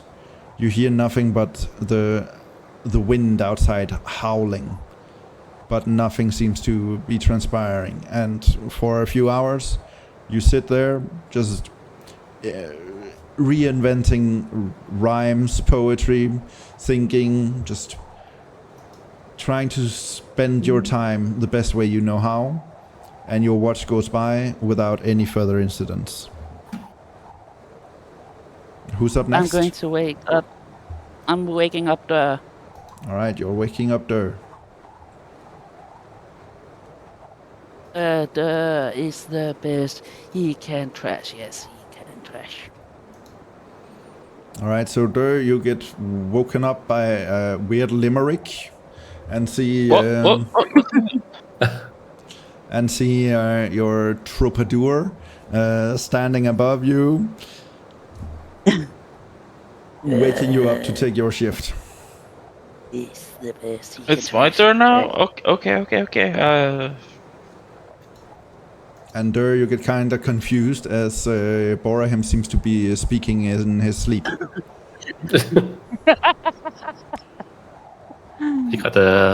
He's dreaming about his night shift. Yes, he's dreaming about his night shift. I'm gonna go sleepy sitting at the fire. Yeah, I will rub the angel dust out of my eyes, and I will stand guard. No, you won't, because you're still asleep. I'm not waking you. I'm waking Durr. Oh, I thought you were waking me. I'm sorry. That's why I said you were talking in your sleep. He's still talking. Yeah, he's just explaining his dream right now. He's dreaming about being on guard. True. Okay. I'm telling So- you guys about my dream, but I'm realizing that you're not actually talking to me. Fair enough. So, Durr, you take your night's watch. Roll me a perception check. But I don't have a watch. Fair enough. Then use your eyes. Oh, guess I fell asleep at the fire. And that one. A natural one. Luckily for you, Bhorahim wakes up after approximately 2 hours because he's dreaming about having his watch. He can't wait to have his watch. So, Bhorahim, you wake up, notice that Durr is asleep. What do you do? I think it's. I'm a bit like confused, and I'm like, is it my turn or what just happened? Because is everybody asleep? Yes, Yep. everybody is asleep except for you. All right, I just you know what? I think to myself like What a wonderful world. maybe Durr just had a little me moment. Who knows? But you know what? I will not disturb him. I will sit for 2 hours. All right. So you sit for 2 hours. Roll me a perception check while you keep a watch over your friends. 10. 10.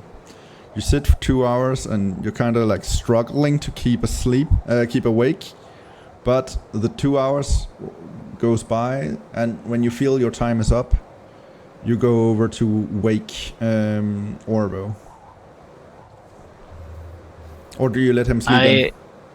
I nudged him gently and I said, Orvo, it's your turn. Alright. I'll get up now. Go take some sleep. And he goes over and sits by the fire. And he actually pulls out to make himself a cup of tea while he's waiting. Just brewing some tea. And the aroma of the tea leaves just fill the cave. You kind of get a nice smell in the cave as he's sitting there, just trying to make the best time out of a boring time. And yeah, he keeps a watch. Nothing seems to happen over the night, and the new morning dawns as he wakes you all with a nice cup of tea. And he just hands out a cup of tea to everyone as he wakes you. Durr, here you go. Gomme, here you go. Bhorahim, Thanks, Mom. get up, you wanker. Here you go. What? All right, so Thank it's a you. new morning. Thank you. Yes, so what would you like to do? Are you just heading out, getting ready? Hey, Brian, Yeah, what are you just- going to do when we're done?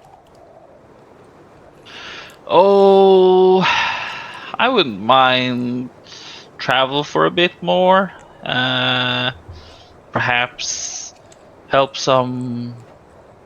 Perhaps even help the kind folk at the Palebrook village. Maybe I can use my carpenter skills or my newfound. What would you say? Newfound passion or godly feeling in me, maybe to explore that even more. But I don't want to go back to the village yet where I'm from. I think my journey days are not completely done.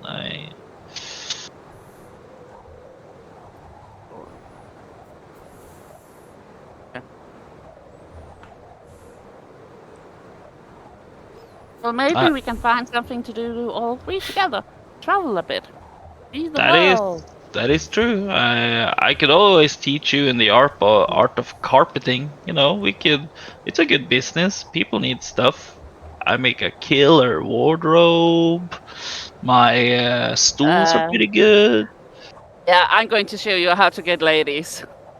Oh, well, the ladies need something to lie on, and I go, ding, ding, ding.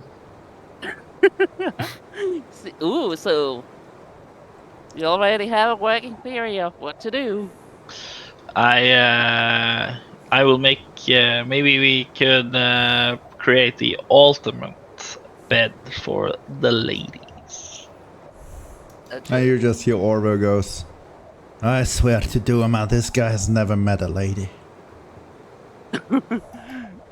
Oh, there was plenty of ladies in the village, Orvo. I just didn't really engage too much with them. I was preoccupied with my farm. Yeah, Gomme let's go. Gomme looks at Orvo and says, he's such a virgin. Aye. Alright, so Orvo just waves you ready at the entrance after you've eaten your rations. Let me just knock another ration Only off eating of this. ration. Yeah? No, man, you only eat one ration a day. Yeah, one ration should be enough, yes. I am only marking off one ration at a day, yes. It should be enough. He doesn't have anything fancy like crab's claws or anything. So, for the expediency of things, let's move this guys on. Are you following the same lead as last time? So, Orvo first, then with Durr and da-da-da-da. Yes. Alright. So...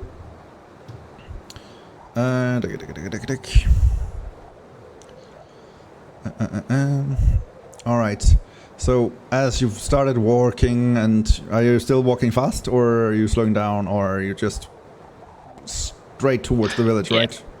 I wanna, as I said, I wanna like get this antidote quick. All right. Yeah, People let's are dying. continue fast. Alright. So,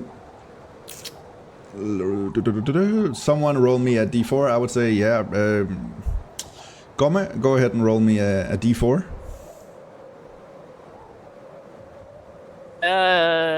Yeah, Durr.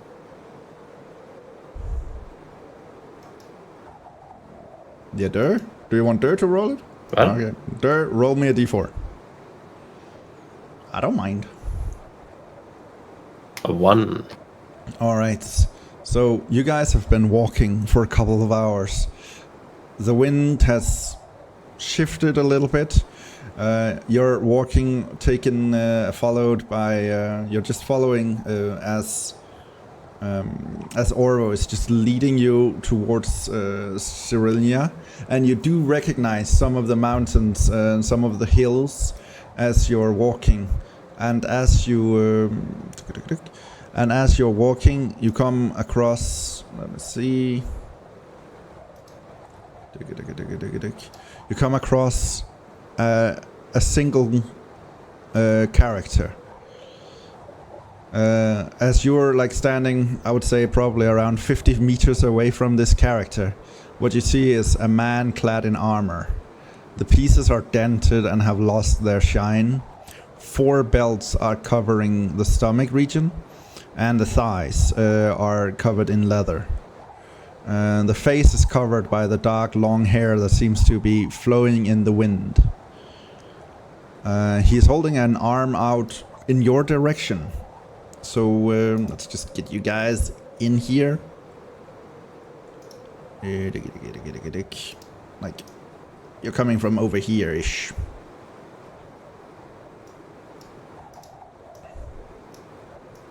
Orvo is first, so he's like here. Yeah. Wait, I don't see anything. You guys can't see the map? I see you. I see.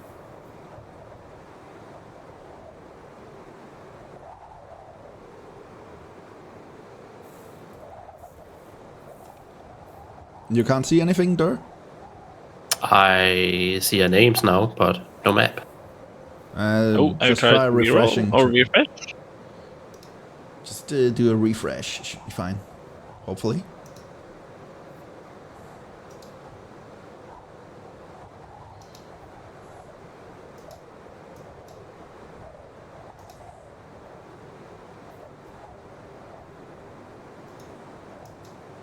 Maybe it's just loading slow. It came on only, my like- secondary screen now. Well, can you see it on my shared screen? I do. Alright. That's fine. Let's just go based on that. I don't know if that's because this is an animated map, so I don't know if that plays a role. Alright, so there you're following straight behind Orville. So you see this armor-clad figure standing over there with like black hair just covering his face as he's just holding an arm out towards you. What would you like to do? Oh, now I see it. Now you see it. Okay, it was very slow. Fair enough. Wait, he's just holding a hand out? He's just holding a hand out towards you. You can't see his face. That's kind of it. Yeah, he's just standing there in this snowy area. I asked the group in a low voice, does anybody have any experiences with what you're seeing in front of us? I just don't think it's a human, if I'm going to be honest. Orvo, what about you? You travel this area. Have you seen this? Well, to me, it just looks like a normal human with in a need of a haircut, I guess. But that's it. Maybe he needs help. Is this this is not the same the one that Gomme offered her eye to? No. Nope. That the person That was the lady. that the lady that Gomme offered his eye to was clad in this like white flowing dress that just seemed to like kind of fade into the snow. She had long, beautiful white hair and like very feminine. This is definitely based on the body type. You're assuming to be a man. Wait, do we still have the artificial eye? You still do have the eye. I imagine you just put it in the bag of holding, yeah? Yeah, can I just like walk up to the person and then put the eye in their hand? Because assuming like it's the other lady asking for another eye. If you want to, yeah, sure. Gomme stops you. Okay, Gomme, you stop him. How do you want to stop him? Stop. And walks over and grabs his arm. You grab Durr's arm? Yeah. Okay, so you want to try and pull him? Are you resisting Durr?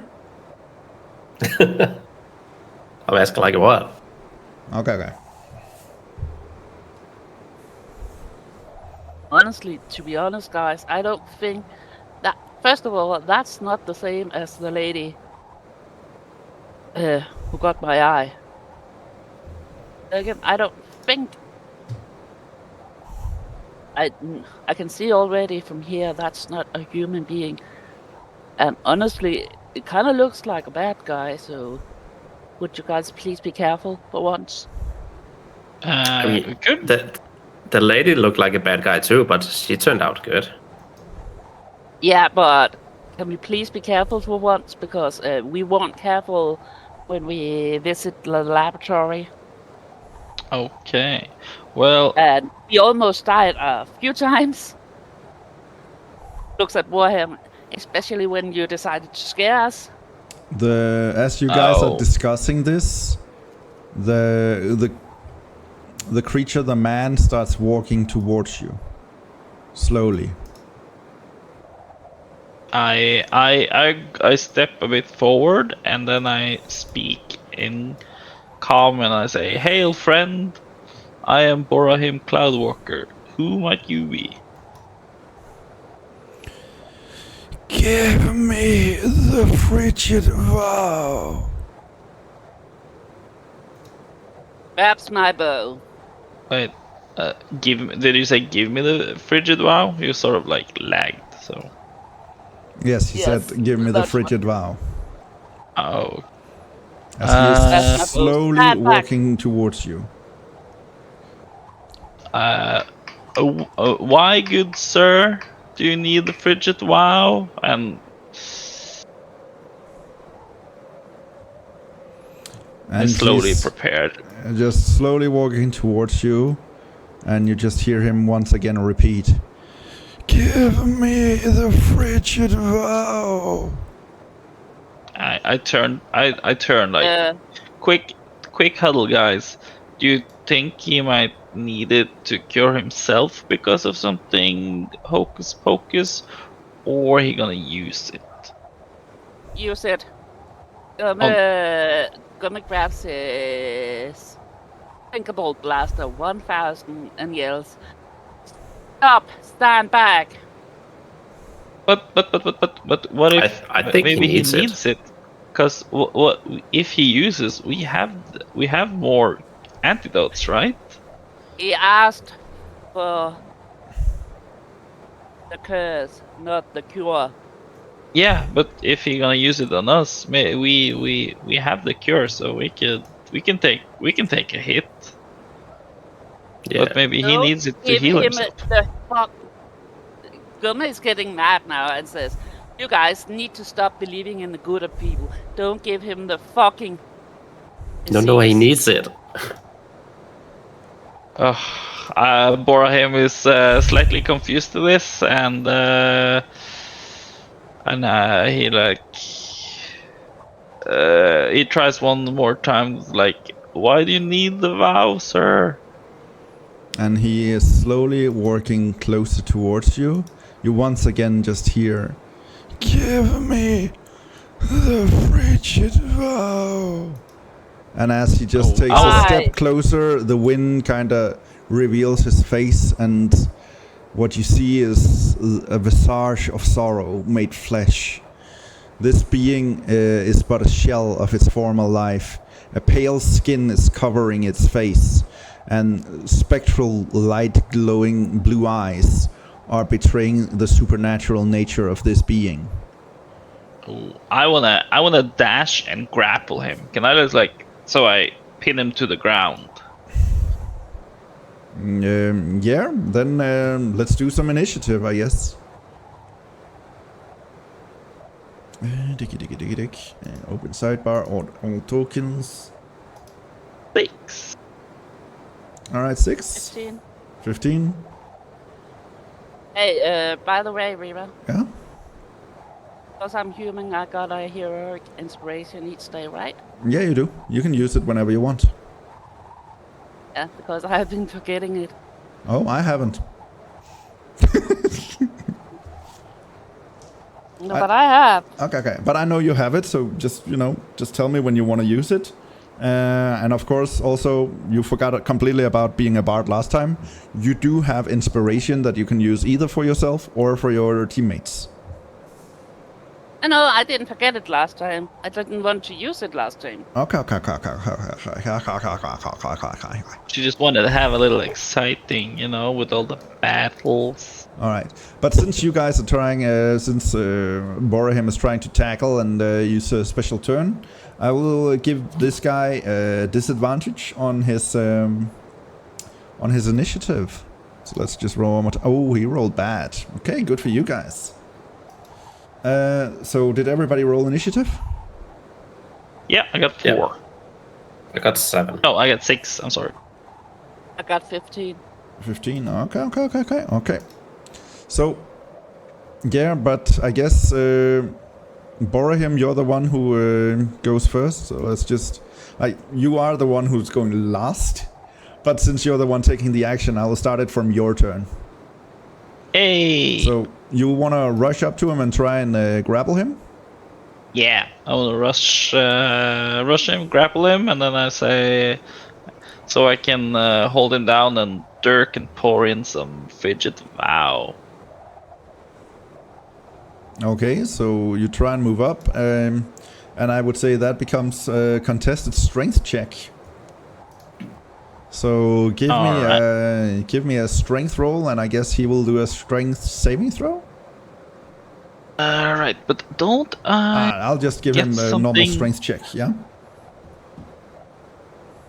Species trained. Don't I get anything special with grapple? Powerful build. You have an advantage on any ability check you make to end the grapple condition. Oh yeah, okay. You also count as one size larger. All right. Yep. Okay. So strength, you said? Yeah. Let's just do a contested strength roll. Yeah. Yep. Sure.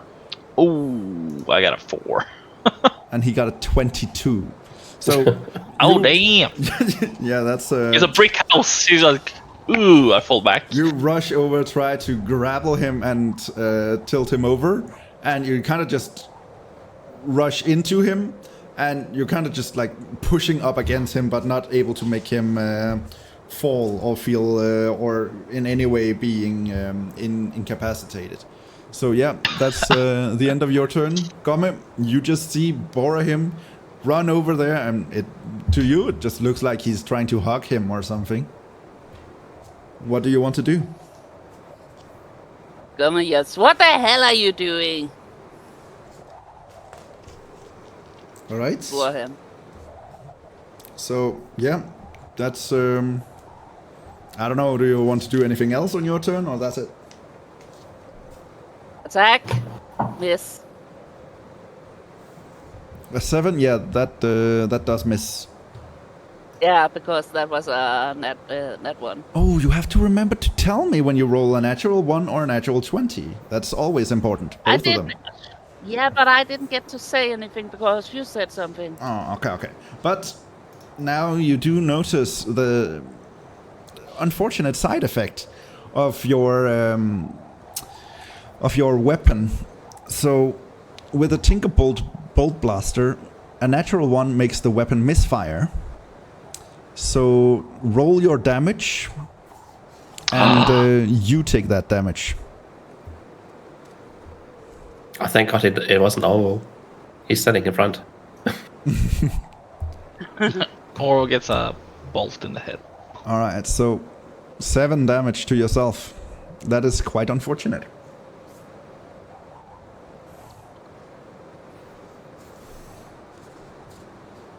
Ouch!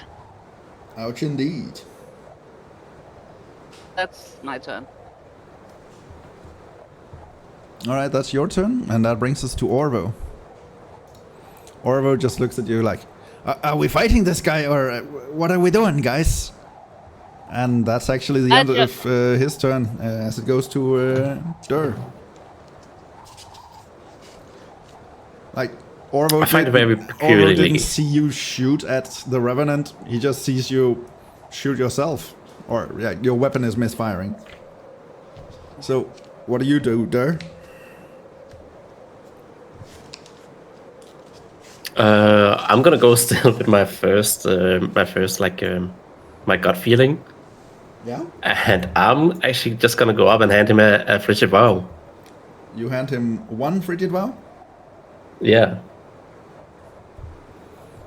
Alright. I will say based on Bhorahim failing to successfully grapple him, he is not too aggressive yet. He looks into his hand. More! And that's the end of his turn. Bhorahim, what do you do?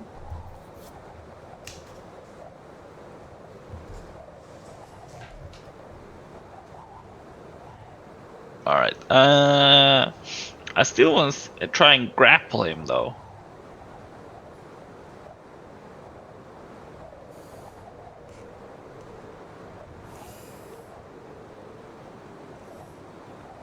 Alright. So, you want to try and grapple him? Yeah, I want to pin him down. He didn't really attack. He's just asking for more. Yeah, I know. That's why I just wanna pay.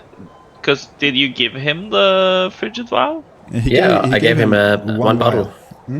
Oh.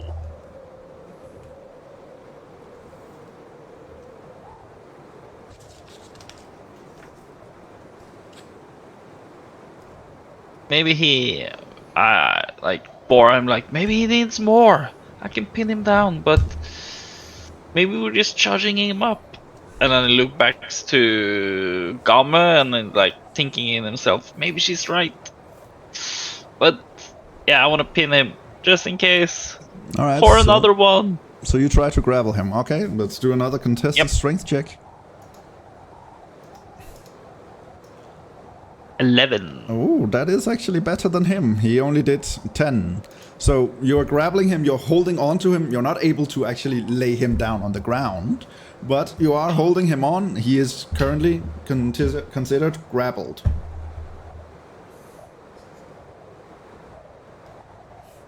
All right. Give him a chance, Gomme. And that brings us to Gomme. What would you like to do? So far, you're the only one who's made any attacks, and you're also the only one who's taken any damage. Thanks for reminding me.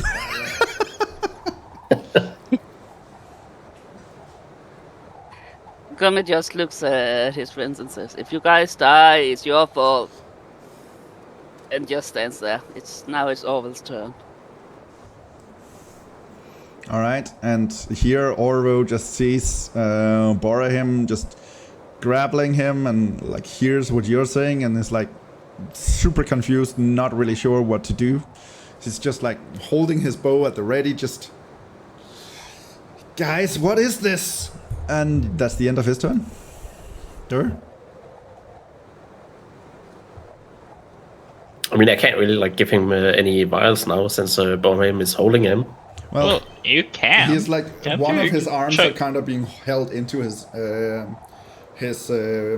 torso, while the other arm is kind of also, but up here, so he's still holding his hand out, kind of struggling against Bhorahim, as he's clearly wanting more vials.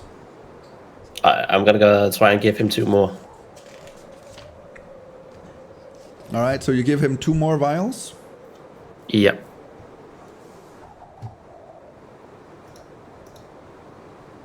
All right, and he looks at his hand. He currently holds 3 vials. He then looks up. More! And that's the end of his turn. Bhorahim, what would you like to do? You currently have him grappled. Oh. After I see him still hold all these, I'm ooh. He might be. Can I do? Because I don't know if I have experienced the undead. So, do I know if this would heal him, perhaps, or something else? Can I do an insight check, maybe, to see if he lies or? Well, yeah, I would say you can. Let me see. Is that an insight check you would do then? You're looking to see if he is lying to you? Yeah, or if I know that, because I don't know if frigid vow is necrotic damage. This is metagaming, but if Bhorahim have anything experienced or maybe read something that. Alright, based on that, I would say that's not an insight check for you. That would be a history check then. Alright, I will... To see if you have any, historical knowledge or anything that would give you any clues towards he would want with it. Yeah, but do we have history? Yeah, you do. What? It's just above this insight. Oh, there you are. Oh, I'm so good at insight, but yeah, that is not what I'm looking for. Nat 1, god damn. Nat 1. Yeah, you've never met any undead before. So Not even the undead that we fought. like the undead you fought before, you just thought they were sick people. You have no idea what this guy is.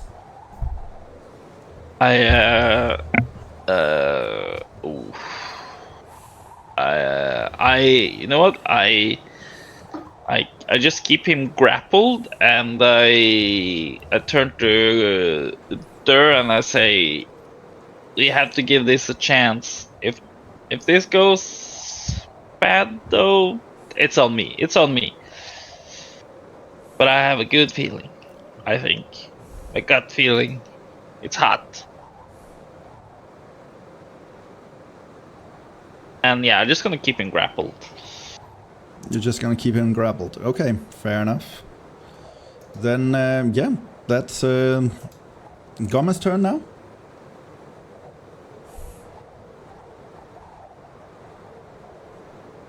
Gomme is standing there quite upset. Quite upset. Okay, That's his turn. fair enough. Orvo is also just waiting and looking at what you do, Durr. Can I like see if I can read him? Like trying to like pull one vow out after each other to see how many he wants to be satisfied with. You like after having given him more, you feel like every time he's saying more, he gets slightly more aggressive, and you do get the feeling like this is your last attempt to satisfy him, or he might get, you know, offensive. In that case, I'm gonna hand him 5. 5, bringing the total up to 8. Yes. All right. Roll me a persuasion check.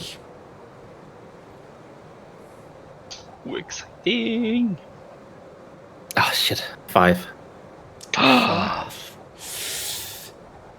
He grabs the 8 vials, pulls them down in a small satchel on his waist. Kind of just more, and then he just is gonna make an attack roll against you, Bhorahim, since you're the one trying to grapple him. Alright. But he is grappled, so that gives him disadvantage. Yeah, I have an advantage on any ability I can make to end the grapple condition, so I can roll twice, I think. Yeah. No, that is for you to end the Oh, grappled so condition. That's for you to break choose free. To end? Oh, okay. So, but disadvantage 21, does it hit? Yeah, that hits. Like that was 2 good rolls. So yeah, okay. Dang. So 21 to hit, and that hits. So you see his other arm, the one that you're kind of holding. He just suddenly summons like this spectral longsword, black and with silvery engravings on it, and he slashes towards you, and you take 11 necrotic damage. Oh god, not the Damn. necrotic again.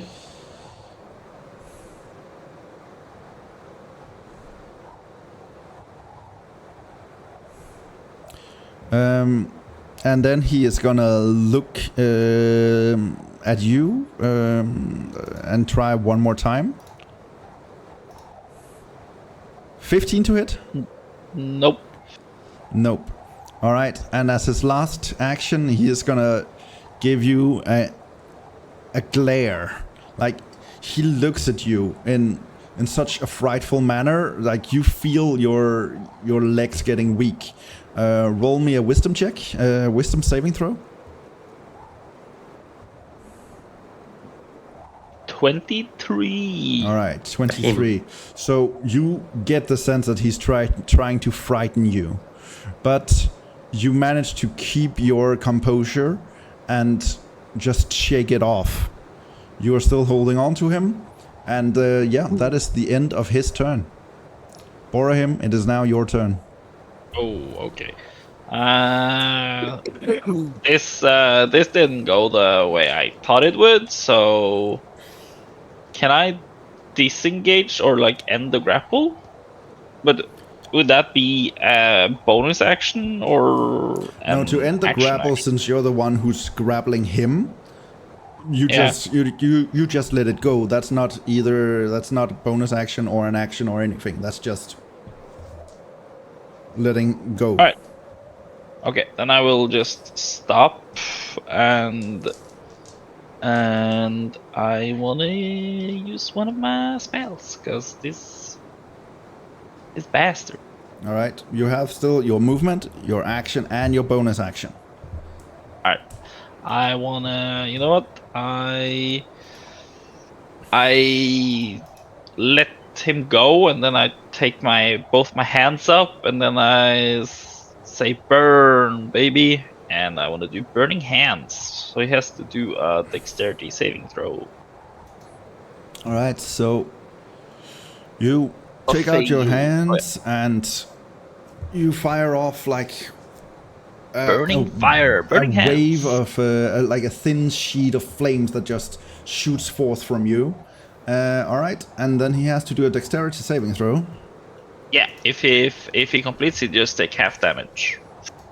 All right. 19. Oh yeah, that's a good one. But then I will just roll for the damage. Okay. So he takes half damage, yeah? Wait, fire damage on saving throw. Take D on a failed save or half damage on a succeed. Oh yeah, successful. Alright, now. What? Why do you take half damage if you succeed? That's to prove you that you should, though. No, that's because that's him succeeding. He succeeds in saving, so that means you deal half damage.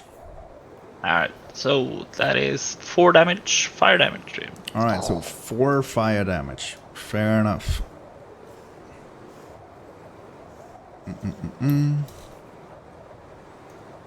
Alright. I also had my move action, you say. 4 fire damage. Boom. Okay. You still have your move and your bonus action, yes. If you want to use any of that. If I move, I will get opportunity of the attack from him. Mayhaps. That's not good. And a bonus action. It says I can throw. Can I use Shield of Fate as a bonus action? Yes, Shield of Faith is a bonus action. Cool. Then I want to pop up that so I get the +2 on my AC, please. Alright, so you pop up your AC with some extra shielding. And yeah, that's the end of your turn. Yep. Fair enough. That brings us to Gomme. You've just seen him strike at Bhorahim, and Bhorahim just bursting him with a wave of fire. What do you do?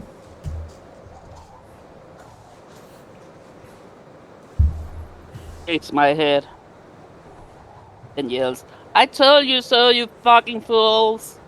and shoots. It will make a great song.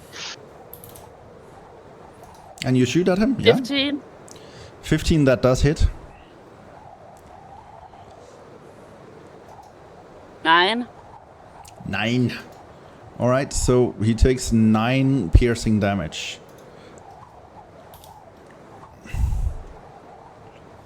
Nine damage. Okay. Yeah.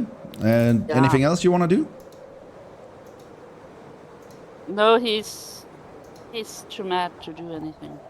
Alright. Fair enough. That's the end of your turn. Yeah, and you see Orvo just go like, what the? And then he's just gonna run over here, kind of trying to flank the opponent. He's gonna cast Hunter's Mark on the opponent. Let me just... there we go. Hunter's Mark. And yeah, then Oro is gonna try and shoot him with his bow. 11 to hit. So he's running, he's casting a spell, he's shooting, and unfortunately the arrow just flies past him. Nothing hits. And yeah, that's the end of Orvo's turn. That brings us to you, Durr. I'm gonna rage. You would like to rage. And then I'm gonna use the vitality of the 3 on Bhorahim.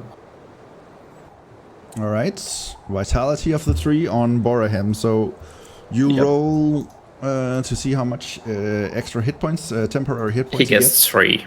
3 temporary hit points, but you also get that yourself, right? Yes. Yes, alright. So both of you have now 3 temporary hit points. And then I'm gonna try and hit him with the longsword. Alright, so you unsheath the sword. Yes. And you're gonna strike at him, okay? Are you gonna do it normal attack or are you gonna reckless? I'm helping a little bit here, giving you options. You do have the reckless attack that would give you advantage, but on the other hand, if he tries to attack you, he would also have advantage when hitting you. So it is an option. That's true. I'm gonna try and do the reckless. That's for fun. You're gonna do the reckless. Alright, give yourself advantage.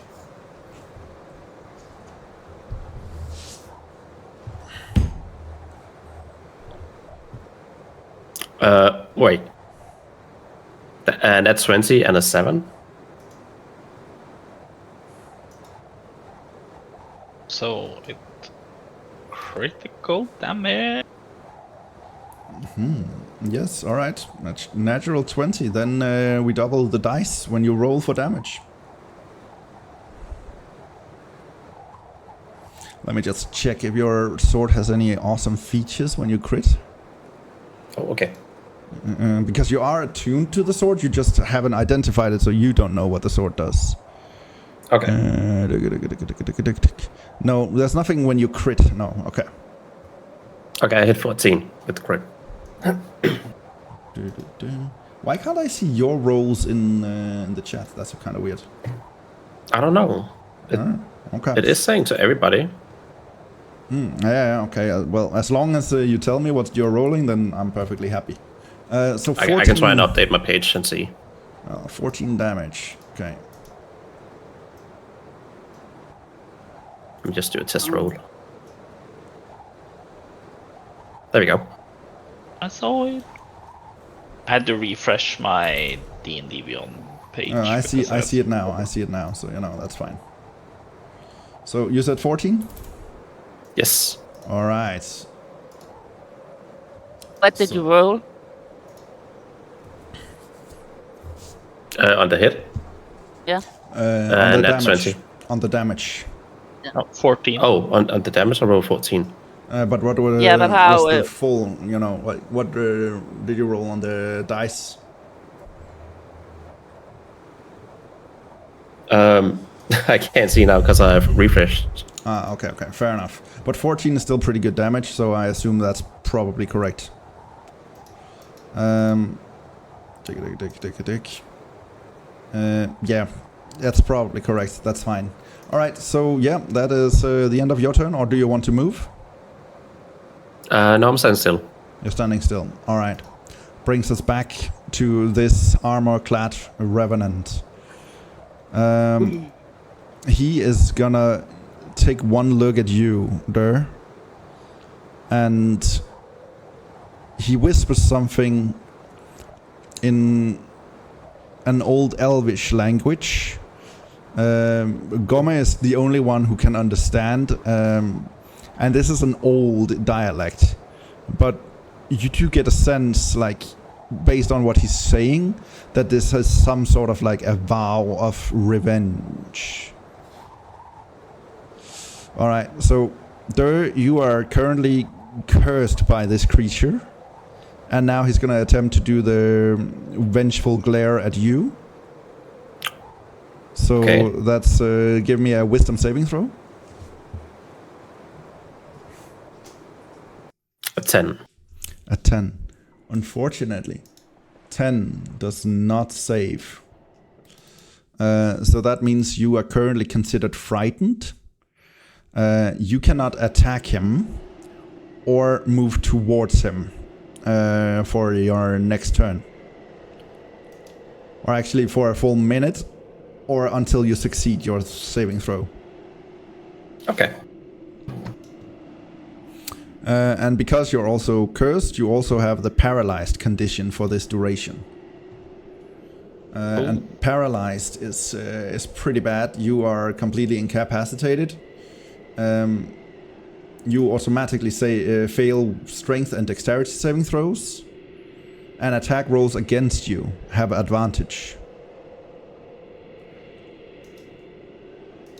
Any attack roll that hits you is a critical hit if the attacker is within 5 feet of you. Yes, so if you get attacked while in melee condition, in melee range, you also get crit by the attacks.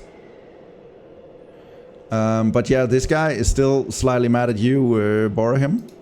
So he's actually gonna try and attempt to strike you. Okay. And you currently have your bonus AC, so how much armor do you have now? Should be good. 19. 19. Alright, oh, Yeah, damn. 22 to hit. He's rolling pretty good, guys. He is rolling high. Alright, so that's 12 damage. 12? Ooh.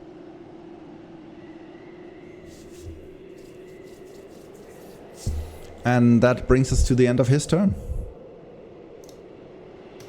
Bhorahim, that brings us to your turn. What would you like to do? I want to disengage.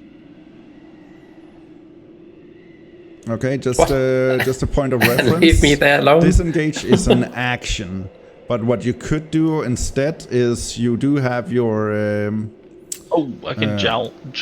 yes, That's your cloud pathetic. jaunt. Yeah. That's only a bonus action, so you could do that to move yourself out of the way, is true. remaining with your action. That is true. You know Just what? a friendly reminder. Yeah, that is smart. You know what? I want to cast Guiding Bolt on this fucker. Guiding Bolt is a ranged attack, so you should probably move out of the way first. Otherwise, you would have disadvantage on the roll. Oh, okay. Then I will do the clown jump. All right. I'm sorry, buddy. I said with blood coughing up. Ooh, I forget the ward flare. But okay. No jaunt. Okay, where are you jaunting to? I can't see your character have moved yet. Oh, okay, there. Fair enough. I'm going behind him. I'm like, haha! Then I want to do Guiding Bolt. And now you want to do Guiding Bolt. Fair enough. Yeah. Go ahead and... Come on, lucky roll. I got 12. No. Oh, that barely misses. Right as you're like gathering this 3 globules of this hot condensed air and shoot it towards him, the 3 bolts are just like flying, circling each other, and right as they're about to hit, he kind of just dodges out of the way and manages, kind of like Neo from Matrix, kind of just out of the way as your attack was just about to hit, but he manages to get out of it. Anything else you want to do, or you still have your movement? So channel divinity. That's not a that's a normal action. It's not an additional action or something. Nope. Oh, all right. Oh, wait. Can I? If you want to know what your... When you go into actions, there's one that says bonus action. It also shows if you have spells you can use as bonus action. Yes. Alright, yeah, I think I'm just gonna wait and see. I think I'm gonna use my warding flare if he makes an attack on Durr, I think. Your warding flare is a reaction, so you could still use your bonus action and still have your warding flare. Yeah, but can I use it now though? Because I don't know if you're gonna. No, that is attack. when a creature makes an attack roll, then you can use Yeah. your reaction to disadvantage. Yeah.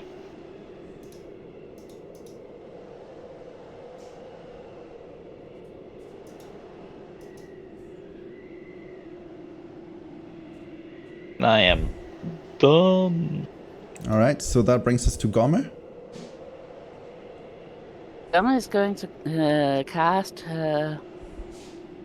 Let's see, hold person.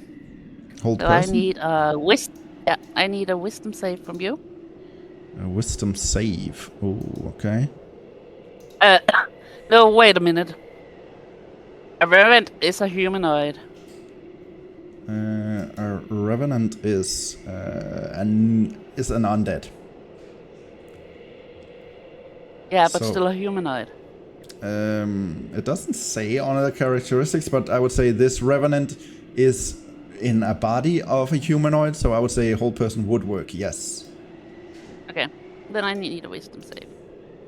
All right, fair enough. I did already roll one that says 23. I don't know why I'm rolling like really good against you guys right now. I haven't rolled lower than 15 so far. So You this- don't like it anymore. So you're trying to just conjure up this invisible shackles upon him, but he just shakes off the effect and just looks at you with a glare. Yeah. Is there anything else you want to do, or that's your action? That's my action, and I don't have a bonus action I can use. I want to use. All right. Fair enough. Fair enough. Yeah, that brings us to Orvo's turn. Orvo just runs over here, just kind of, getting a good full flanking on him. Yeah? By the way, sorry. Lommit, if you look when you look at spells, if it says 1A, it's one action. If you see 1BA, it's one bonus action. I just found that out. So, like, healing word is a bonus action, so you could have healed yourself. Alright, cool. All right. But yeah, that brings us to Orvo's turn. Orvo moved over here. Orvo already has his hunter's mark up. So Orvo is gonna try to use an ensnaring arrow. Ensnaring strike. Let me just see, how do I do that? There we go. Okay. So ensnaring strike. As you hit the target. Okay, so that's like when you hit it, you can do it. Boom, boom, boom, boom, boom. Okay, so he's just gonna make a normal attack, and we'll see if he can ensnare this creature. Oh, that is not bad. 19 to hit. That definitely hits. So he shoots at the revenant. And let me then check, what does the ensnaring strike do?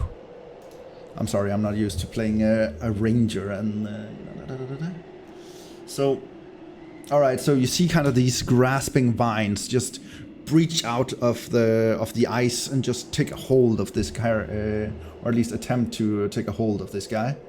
And let's see, that is a strength save he has to make.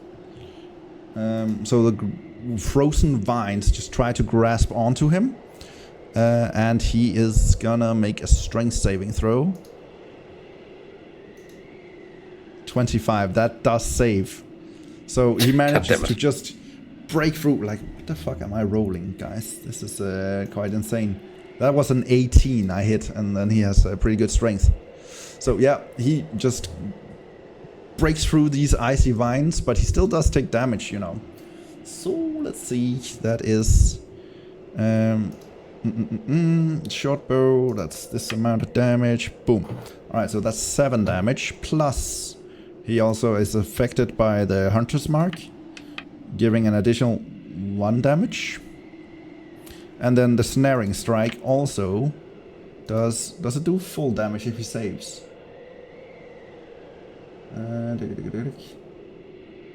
Oh, the damage from the vines only affect if it succeeds. But then he would take it every turn. Okay, that's good to know. Powerful spell. Anyways, that just means that he only took 8 damage though. Alright, so you see Orvo attempt this, the vines just come up and try to grab him after the arrow just has inserted itself into his shoulder. He just breaks free, he grabs the arrow, just pulls it out, and he looks angry. And that brings us to you, Durr. You are... I'm scared. You're scared, so you are allowed to make a wisdom saving throw.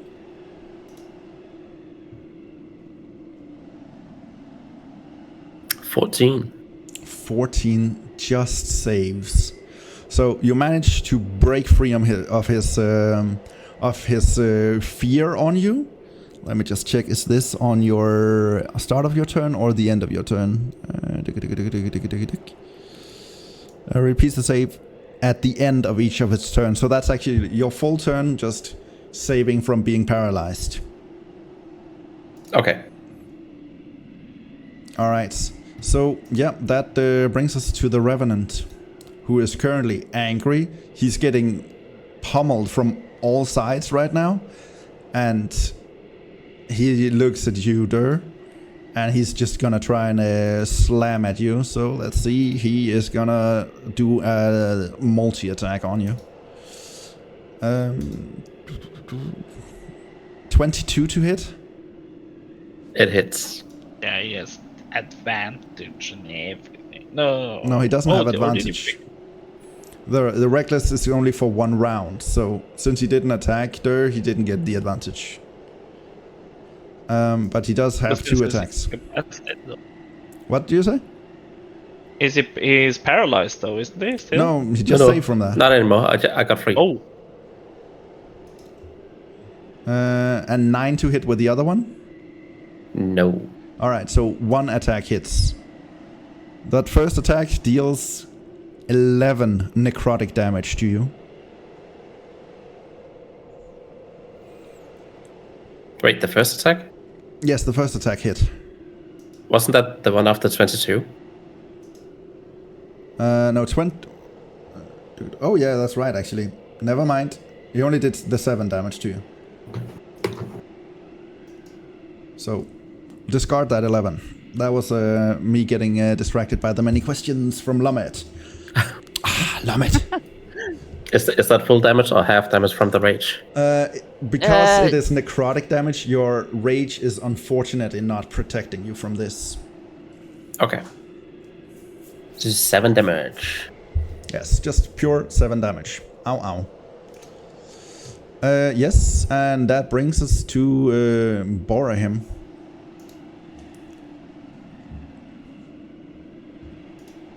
Ooh, it is my turn. Oh, actually, before that, he also does have his vengeful glare. So, Bhorahim, I need you to do a wisdom... Too late! Too late. You as the dungeon master have to remember that you already gave this turn away. Ha ha ha ha. Fair enough, we'll remember that next turn. Bhorahim, give me a wisdom saving throw. Just joking. I got 18. See, no problem. This guy's a cleric. Can't He's even so see you. wise. He doesn't even notice. Alright, so Bhorahim, your turn. What would you like to do? I would pull out my short bow and I would fire at this revenant. Alright, go ahead and roll me an 2 hit. 7? 7. All right, so you pull out your short bow, you aim, and you fire at him. And he just looks at you, grabs the arrow, and just breaks it mid-air. Just throws it to the side. Still Dude, have your I movement tried and bonus. burning it. Yeah, okay. As bonus action, I'm gonna use Healing Word. All right, healing words. Who are you gonna heal? Oh, myself, brother. What do you tell yourself? I said, it feels good. Fair enough. Roll some healing for the feels good vibe.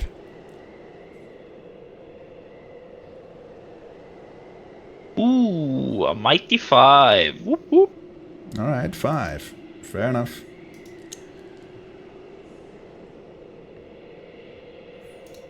And Gomme, now it's your turn.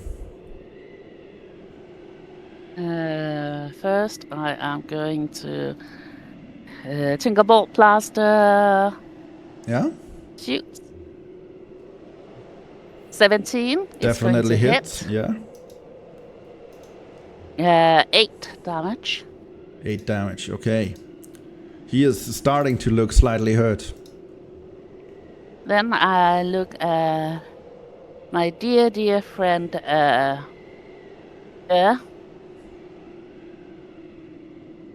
yells, "So, can we agree you were kind of stupid at times?"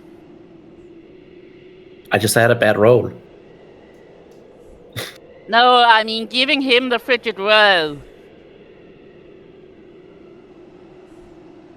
And then I'm going to cast Healing Word on him and heal him from 10. Oh, you should have saved that for Bhorahim. She doesn't like me anymore. You just got hit with a 7, and he can do magic himself. And right now, Yeah, but you only healed me 4. 3 of the 7 was temporary hit points. But it's fine, it's fine. At least he's feeling healthy. Alright, so that was your action, your bonus action. Do you want to move? No. No, alright. So that brings us to Orvo. Orvo is gonna... Let me just check. Does he have more spells available? He's only half caster, so he doesn't have that many. Oh, yes, he still has a little more. So he's gonna try the ensnaring strike one more time. And that was a strength save.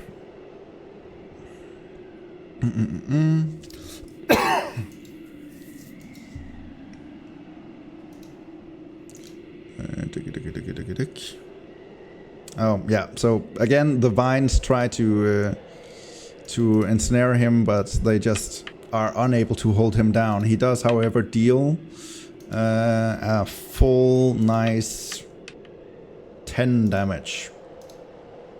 So you just see like this arrow just chunk into him, and this time it is sitting even deeper, and this revenant is just not even trying to remove the arrow anymore. It just looks angry. Durr, what do you do? I'm just reading on the reckless attack, like it says I can give you advantages on attack rolls using strength.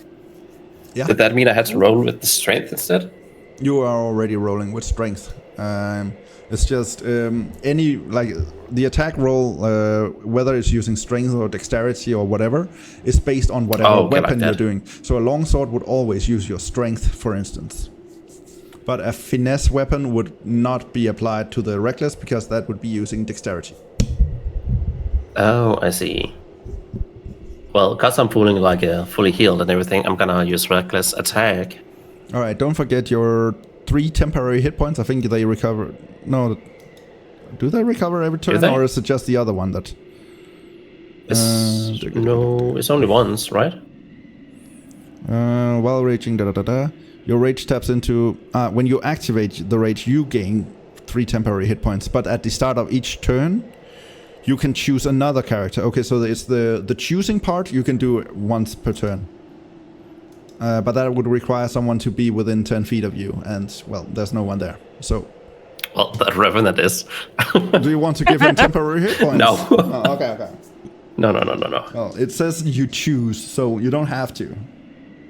I'm gonna use it. Yeah, reckless attack. So like advantage on hit, right? Yeah, advantage on hit, so roll 2 d20s and take the big one. Ooh, 17. 17 does hit, yeah.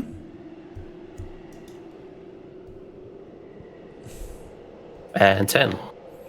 10 damage. Alright, that slams into him as the sword just cleaves into, and you kind of hear this. Yes! Boom. Alright. And yeah, that's... do you want to do anything with your bonus or your movement?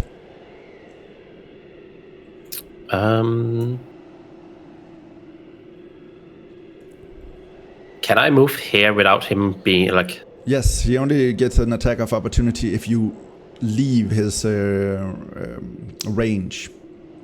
Okay. His reach. So yeah, you can move over there, no problem. And that's the end, yeah? So now it's his turn. And since you just slammed him with a sword, he looks at you once again, giving you the vengeful glare. So feel free to roll a wisdom saving throw.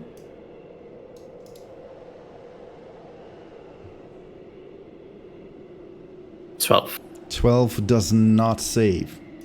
So you are now paralyzed.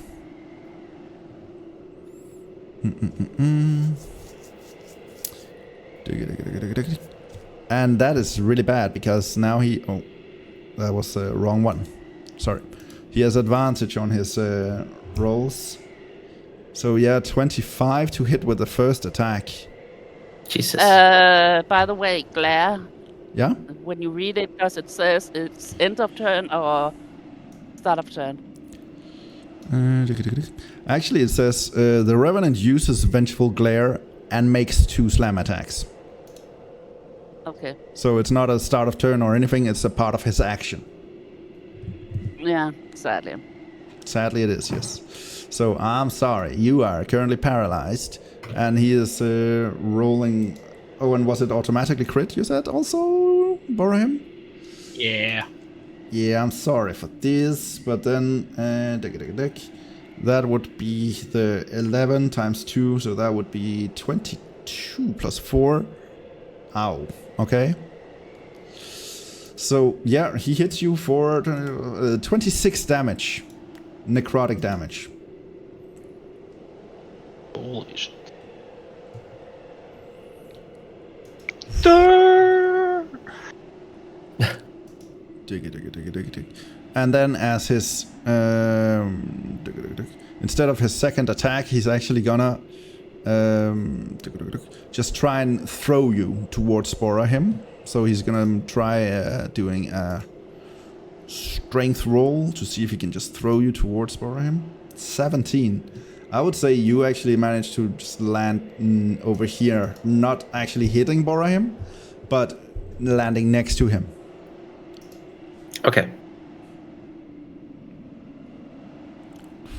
And as you land there, you notice that he threw you, but the bag of holding is still laying, right here where you were. Oh, sorry, there. And he bent down to take a look into that. Bhorahim, that brings us to your turn. Okay, so you're still alive, right, Durr? Or... I'm alive. Yeah, okay. You know what? I wanna present my holy symbol, and I will do the Radiance of Dawn on the Revenant. The Radiance of Dawn. Yeah, so he has to... I will dispel any magical darkness. Each creature of your choice must take a DC 13 Constitution saving throw.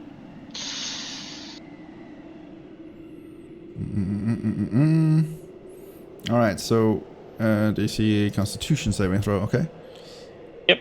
So if he saves, yeah, 26, he saves, so. What the fuck did I roll? I rolled a 19. Wow. Then I'm I will sorry, roll guys. the damage, and he will have to take half. So it's 2 2d10 plus 3. 2d10 plus 3. Alright, so 12. So 12 damage. Okay. So 6. So you take 6 damage Oh yeah, okay. So like 6 damage. since it okay. halves. Since it halves. Okay, fair enough. So he takes another 6 damage. And this guy is starting to look worn down. He's starting to look quite damaged, but you know, not on death's door yet. So yeah, Gomme, your turn. Gomme will.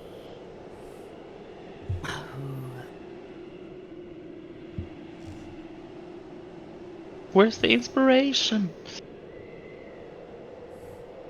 Run over If only here. you still had the healing. So you run over there, yeah? I still have healing. Oh,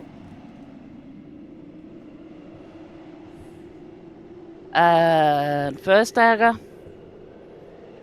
Alright, roll to hit. 17. That hits, yeah. 6. 6. Yeah, okay, cool. And second dagger? Second dagger.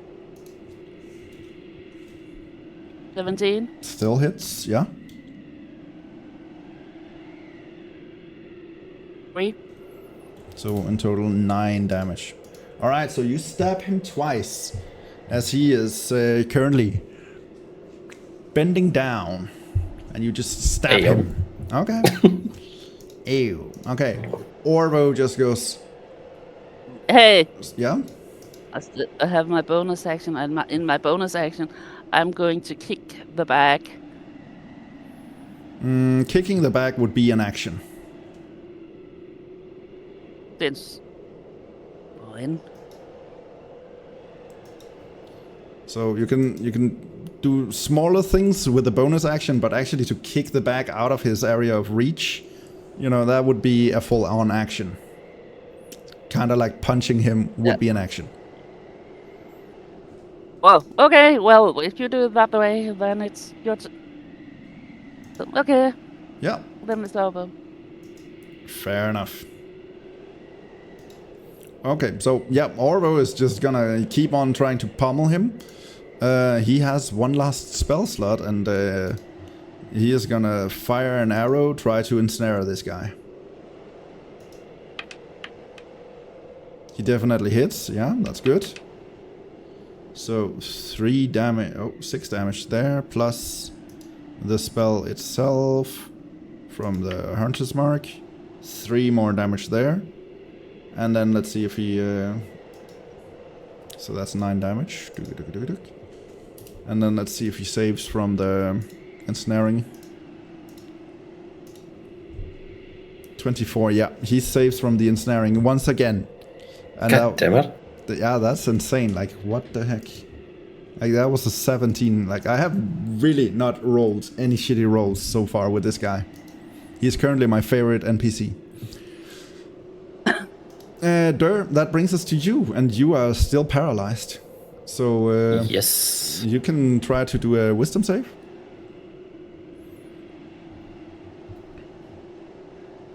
19. Yeah, so you manage to break free, you shrug off the paralyzation, the fear, and just realize what's happening. But you're catching your breath, and that's the end of your turn.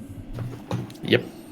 The Revenant uses his action to rummage through the bag of holding, takes all the vials of the Frigid Vow and places them into his own satchel. And then he is gonna start running. Actually, no, he's gonna just stand up and give you, Gomme, as you're still like having your dagger kind of in his side. He's just gonna do a vengeful glare at you. So give me a wisdom saving throw.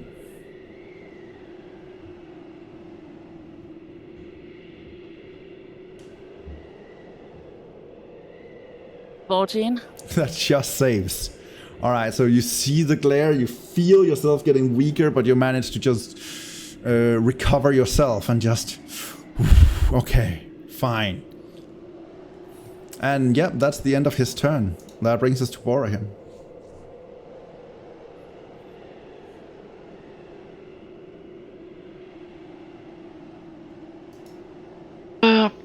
Alright, it's my turn.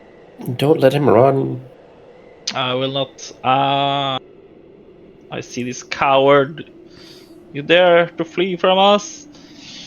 I will do. I will do another guiding bolt.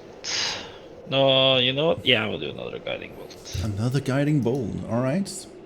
Go ahead and roll to hit. 15? That hits, yeah. Oh, thank God! It went to 17. I was like, yes, and then 10. Like, no. No. Oh, I really, I heard that they 20 are damage. 20. Shit, man. Okay. I heard they are making it so that you're rolling, instead of rolling out on your own character sheet, the dice should also on the next patch of this should also be so you can roll your dice in this virtual tabletop. So the rest of us would also be able to see. Yeah, that's gonna be super good. Looking forward to that. How close it is for that 20 or not? Yeah, exactly. You know, like see the dice kind of roll on the side and everything. Oof. Anyways, this guy gets pummeled by this blast. This time he does not manage to evade it, since Gomme is kind of trying to hold him in place with the dagger at his side. He does not manage to dodge it and gets hit straight in the shoulder, kind of pushing in the arrow from Orvo, and he is looking severely hurt. Blood is starting to just this black ooze just running out of his eyes and his mouth. And yeah, do you want to do anything with the bonus or movement? Yeah.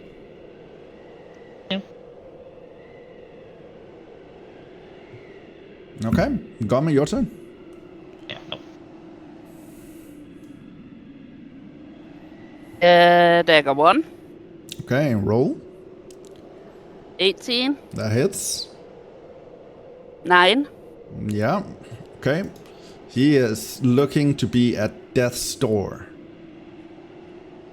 Come on with dagger 2. 11 misses. All right, fair enough. That's my turn. That's your turn. Okay. So Orvo's turn. I feel kind of bad for if I hit here. And I do. What? 17. Oh, okay. So 5 damage plus the hunter's mark. Another 6 damage. Oof. Okay, so 8 plus 6. So that's actually 14 damage. So Orvo takes out his arrow, nukes it, aims it at the mark, and as it hits the Revenant, who is on his last leg, you see this arrow just hit him straight in the chest. The Revenant just holds his arms out, welcoming the arrow. And as it hits, you see the Revenant just become like this full-on liquidy shadow, just fall to the ground. And it just, this shadow on the ground just flies at marvelous speeds straight back to where you came from, and he is gone. And you get the sense that he's not really dead, but for all purposes he is gone, and you lost the remaining vials of the Frigid Vow from the bag of holding.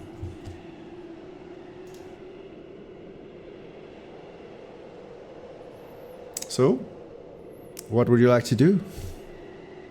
I'll go and pick up my bag. Alright, fair enough.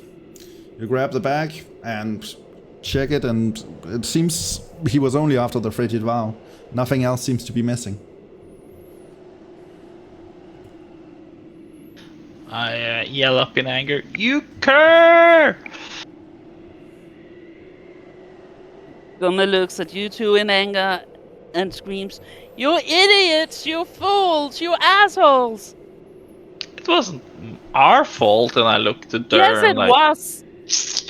what I she's told you talking it was about? dangerous.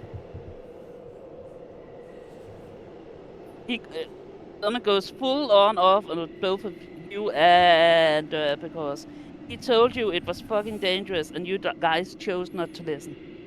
Orvo goes like, what were you expecting? Like, are we just supposed to hand over our vials and just without a word? That guy did not seem like he was just willing to just let us pass without handing over the vials. But how did he know we had more vials? Yeah, you fucking fools. I told you to attack him, to avoid him. And you just, oh yeah, here, have some vials. I thought you might be... I don't care what you thought. I told you it was dangerous. The outcome might still have been the same even if he attacked, because I'm the one with the bag. That is true, Durr. That is true. You fucking assholes, and walks off. I think we all could That's the wrong learn way. from this. I yell as Gomme walks off. And Orvo just asks, is she planning to go all the way back to the vault?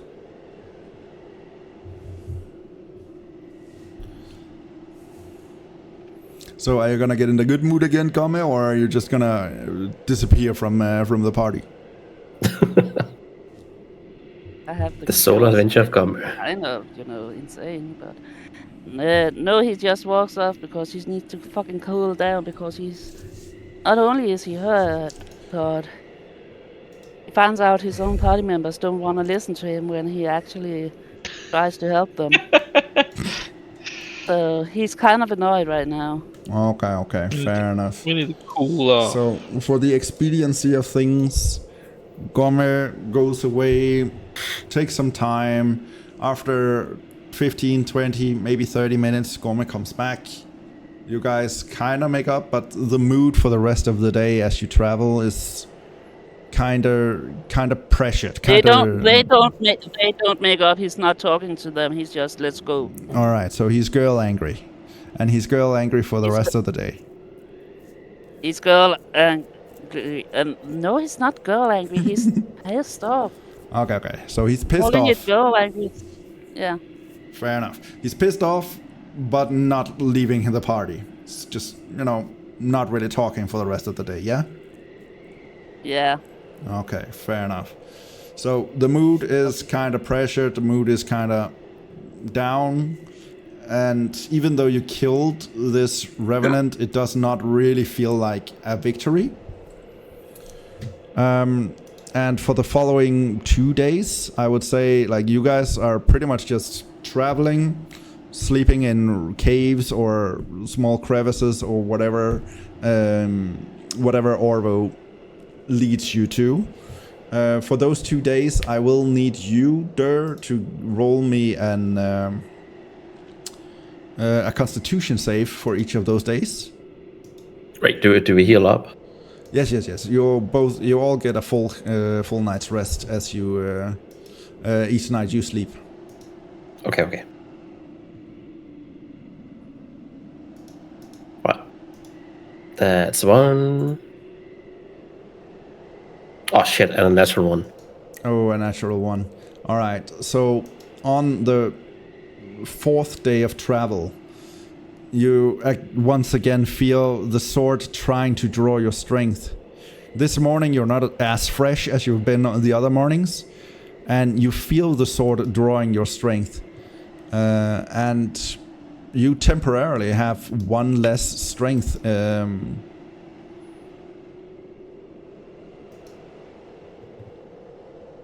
For however long, you do not know. Okay. Where's Orvo? There he is. Okay. And he also needs to take a long rest.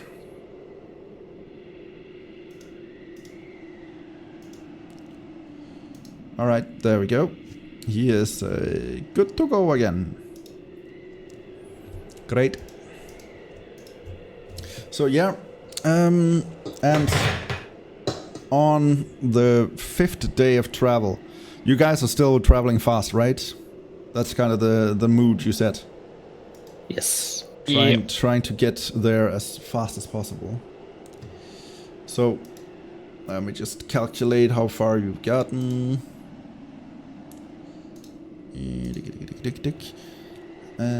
So, with your fast movement speed, you're going this. So, that means yeah, okay, so you are getting somewhat closer. You are more than halfway there towards the city of the camp of Serenlia. And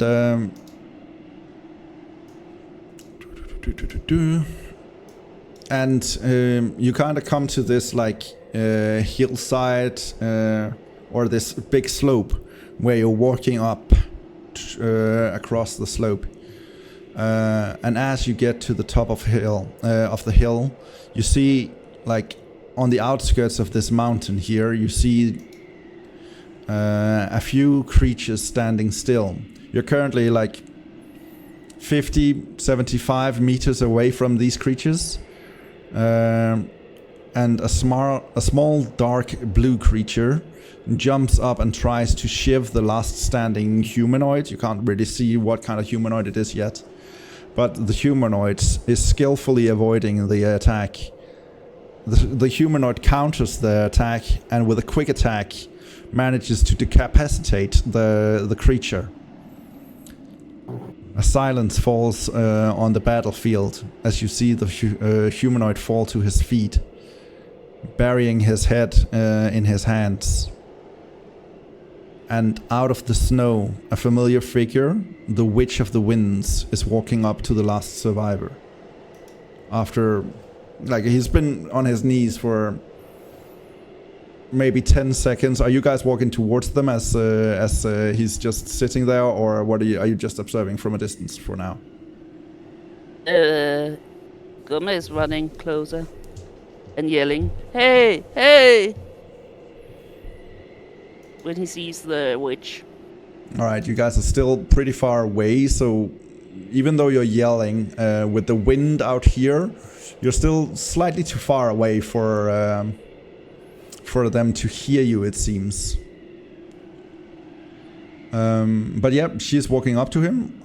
What about Durr and Bhorahim? What are you guys doing? Guess we follow, right? We follow! Alright, so you follow. As you guys are running and getting closer, you can also see that the witch seems to be getting closer to him. And you also are now able to see, all of you give me a perception check as you're running.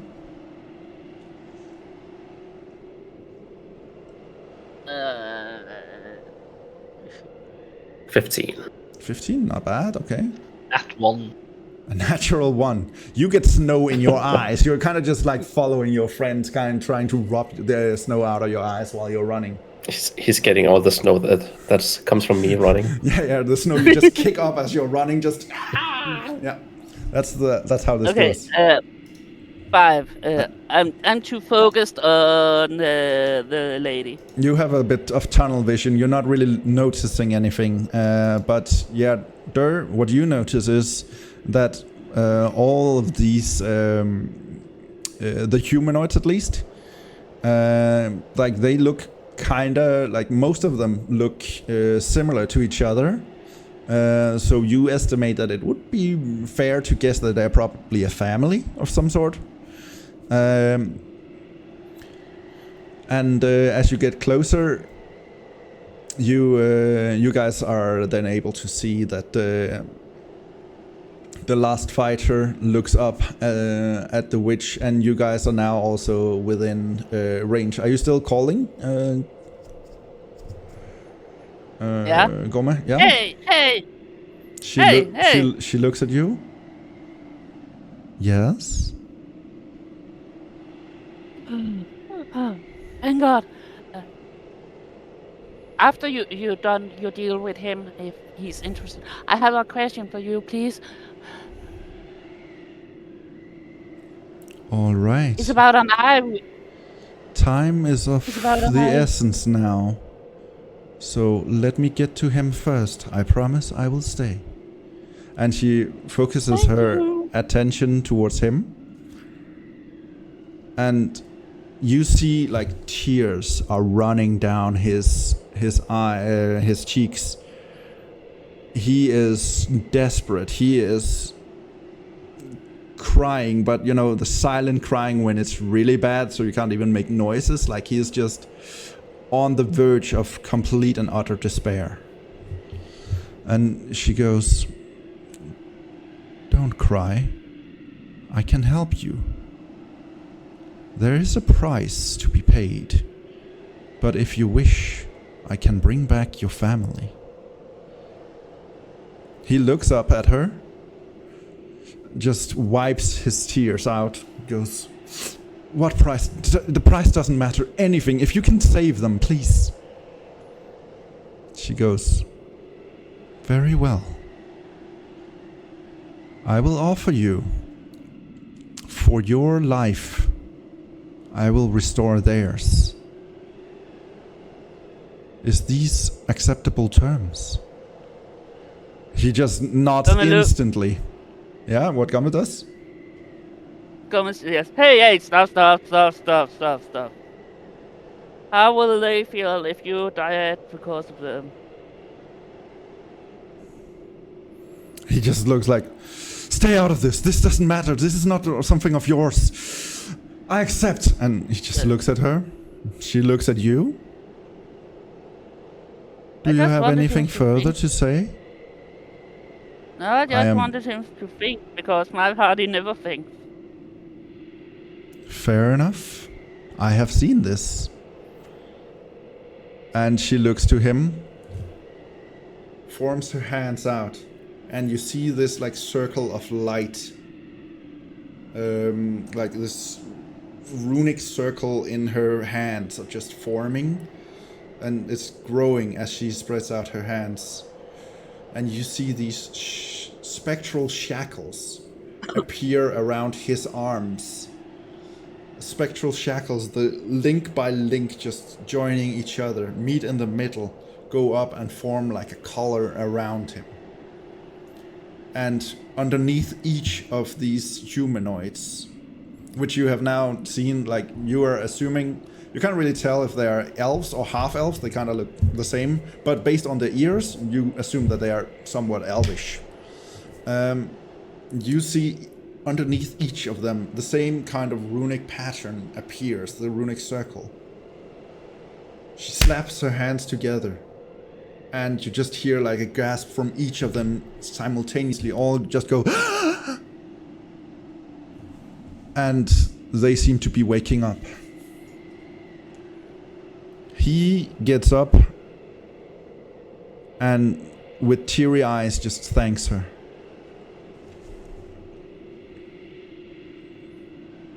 She looks to you. Was there something you wanted to ask?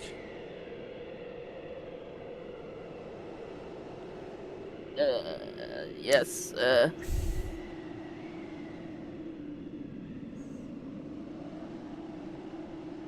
shows her the magic eye and says, "Can I use this for me?" She takes the eye, looks it in her hand, turns it around, then she does like a small facts and goes, "Well, I could tell you exactly what it does, but right now I don't think that's your main concern." And you can see her eyes fall on the black blade on Durr's back. looks at her, looks at the blade, looks back. I knew it. He's cursed, right? Yes, there seems to be a quite malignant curse bound to this. And I could offer to remove the curse. I would even trade you a different weapon. And I will tell you what this eye you are holding does. But of course, as you know, nothing comes for free. I know. But all What's I your would price? require would be a few drops of your blood freely given and a poem.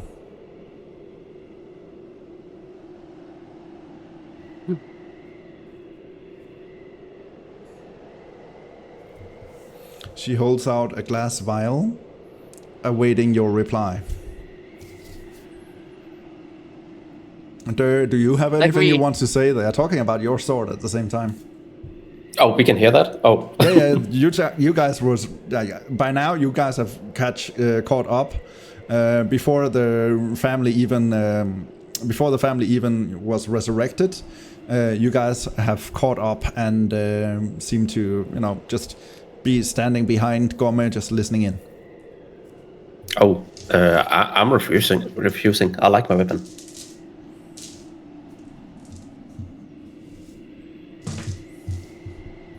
Alright, so you're saying you don't need that? No. Can't take my weapon. Can you looks at her? Can you instead tell me, with this deal, what kind of curse he is? I can sense the cursed magic, but to tell you the specifics of the curse, I would have to inspect the sword in hand. Looks at she's just inspecting, she's not taking. Just so we know what to deal with. Can't take it. It's mine. Yeah, and it's fucking dangerous you attack your own friend. That was an accident. That won't happen again.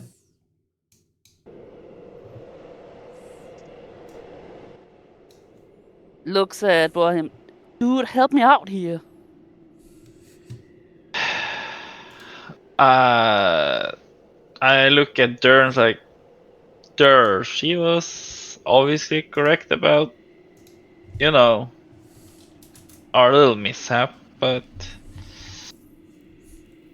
yeah, if you want to keep it, you gotta feel what's right for you.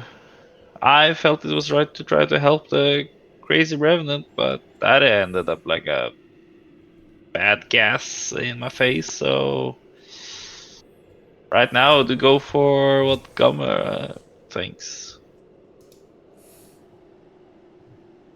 She's just seeing if it's dangerous and will take you over.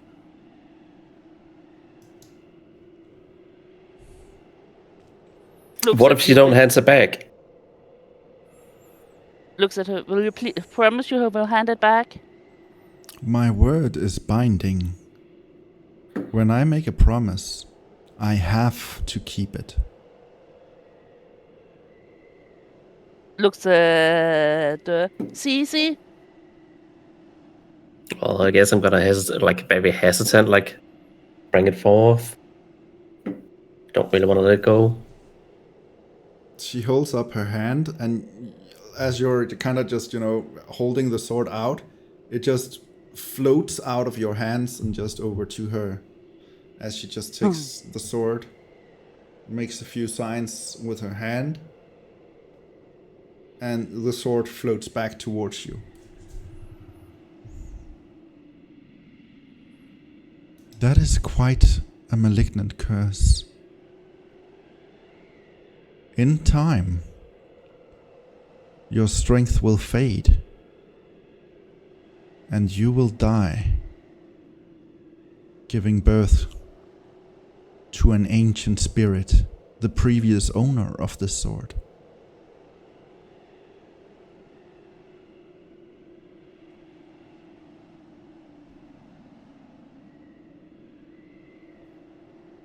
But if you want, we can still have the deal with just the eye for the vial and the poem. And then she looks to you, Gomme. Gomme is looking at Durr.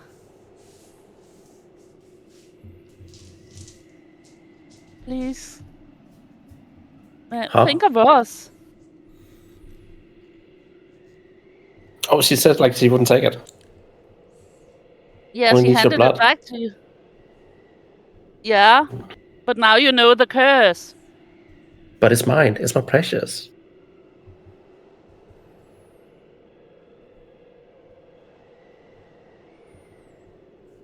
I know it's precious for you, but we can get another weapon for you. Dude, it's going to kill us. No, she only said me. It only said it was a malignant curse. It didn't say what the curse did. Yes, she did. She said, what was it? It was going to revive the... It was going to take away my strength and revive the previous owner. And kill me in the process, apparently. Ah. Yeah.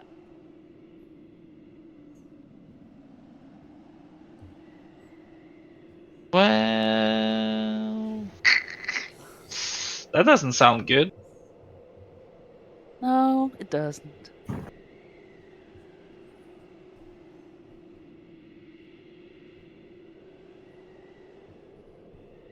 Well, are you guys gonna like take the sword away from me? If you wanna keep it, Durr, sure. Then you have made your choice. Gomme goes closer to her and, like in a whispered voice, says, "We make the deal for the sword too. And you just take it from his hands?" I promised, and as I said, a creature of my persuasion cannot go back on their word. I cannot take his sword unless he freely gives it. Turns around, looks at her.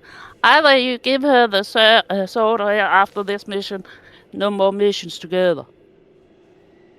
I know you like the sword, and I promise you we'll find something better. Who's not going to kill you. Didn't she promise to give me a better sword? Like a different sword? A different weapon, Yeah. at least. Yeah.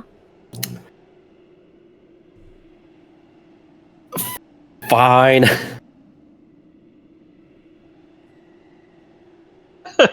Imagine you like a grumpy kid. Take it. I'm done with you. But it's so shiny. We will find another shiny thing. We will make something shiny there.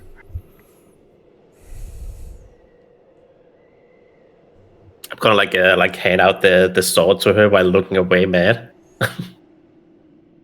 And she's like hesitantly like, I am not sure if this is really freely given, but okay. And then she just lifts her hand and the sword starts floating over towards her. She grabs it. And then you just see like she pulls like this light beacon of like this shimmering light that just seems to be whirling around it. Runes start to form in the air, and she's just sliding her hand down the back of the blade. She turns it around and then just plunges it into the ground, and it seems like the sword just shatters, like breaking ice. And as it settles, it seems like the wind is taking the sword away, and it is falling into like this dust as the wind just carries it. You feel your strength. That's me watching it happen.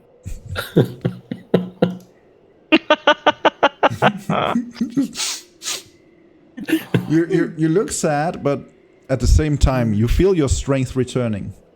So you can put back your strength to your full strength again. Oh, I didn't even know how to take it away. That's okay. You didn't actually need it at any time before it was restored. You had some really lucky saving throws along the way. So, all good. Takes the vial and takes one of his knives. And and cuts himself and let the blood drops into the vial while he says, "What is life when it is without love? When is the true meaning in its death? When can I sing its beauty? Who can fathom its coming? If love is young, who can resist its calling? When her whisper is strong as your heartbeat, who can hold the rain from falling? When is right the weight so heavy as your heartbeat? If death is a faith, why there are weeping? Why is life? Why life is spent in love than happiness? When love implicates pain and sorrows, when death is preceded by life, by living is about love." And as Gomme is speaking this, you see her take out another vial from her sleeve, and it seems like the air, the visible air coming out because of the cold from Gomme's while Gomme is speaking, seems to just suddenly start to kind of take flight and just swirl into like this funnel. As it just flies over to the vial, it starts shimmering slightly blue, and it just lands in the vial for as long as the Gomme talks. And as the poem ends, she closes the vial with a cork and just puts it back and actually hands it over to this man who has now agreed to be in her servitude. "Would you hold this for me?" And he just holds out his hands and takes it. Still just tear driven, just not moving, but like tears are running down his cheeks as he heard the poem from Gomme and is seeing his family return to life. And they are, they start, looking around, talking with each other. She nods at you. "Will that be all?" Hands you the vial. She takes the vial. Yeah. "Regarding the eye, what you have there is an ersatz eye. It is a minor magical artifact, but it does have some cool features. What it can do is the eye can replace one of your real eyes, which seems to be quite fortunate for you. And while it is embedded into your eye socket, it cannot be removed by anyone other than you. Meaning that you have the safety of an indestructible eye that you can see through as if it was your own. Also, should we give him," and she points her finger towards Durr, "should we give him a weapon?" And she asks Yes, you, please. Gomme? She again Yes, please. holds her hands up and just slowly parts them. And as you kind of see, like from the palm of her hand, like this small pole, just starts to emanate and just appears. She grabs it and hands it to you. Here you go. This is a weapon that learns as it is used. It might not start out the strongest weapon, but with time, it will grow. Take good care of it. And I bid you farewell. And she turns. Gomme bows. She Thank you, my lady. She gives a nod. And leaves with a vial of your blood, the poetry of your breath, and a small smirk. And the guy who is now, in her servitude is just bowing to you guys. He takes one last look at his family, smiles, and turns to follow his new mistress.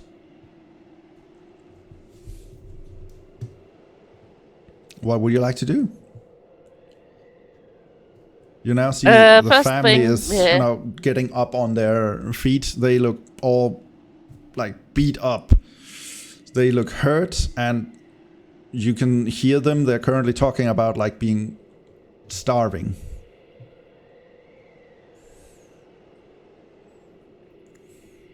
Are they speaking common? They are speaking common, yes. Are they human? No, what you can see based on their ears is that their ears are pointy, so either they're elf or at least half elf. All right, I give them some field rations. I have more than you, so I can do it. I just have a curious. Is Ersatz eye, right? Yes, the Ersatz eye. Yes. Okay. This one is not a magic item I created, so it should be on D&D Beyond to find. Yeah, I already found it. Wondrous item. Super. Do the pole has a name? That is an item I created. Okay. So, but let me check. I don't remember if I put it in D&D Beyond yet. Maybe I did. I'm so prepared. Game rules. My homebrew creations. Let's check it. Yes, it is. It is there. So it is called Hag's Pole. H-A-G-S. Oh, it is the one I was reading on. Hag's Pole, yes. That is my own little creation. Hell yeah. And as you get hold of it, like the knowledge of what it can do, this will only become apparent to you when you attune to it. So when you sit down, so for now it's just a pole. For now it's just a pole, and you're kind of weirded out, like, what the fuck is this? I thought I was gonna get a weapon. Now I have this. But when you attune to it, you will then certainly start to understand what it can do. I'm just letting the other guys know we need to find a lake. I know what that means. Sure, we are. But Sure, we are on the way to the ocean. Is that okay? And the family, like, what you can see is like this family is like they are, most of them have black hair, short on the sides, and like the top is braided into like a rat's tail, a ponytail. And they have brown eyes and a sharp chin with like the same kind of tattoo up the neck.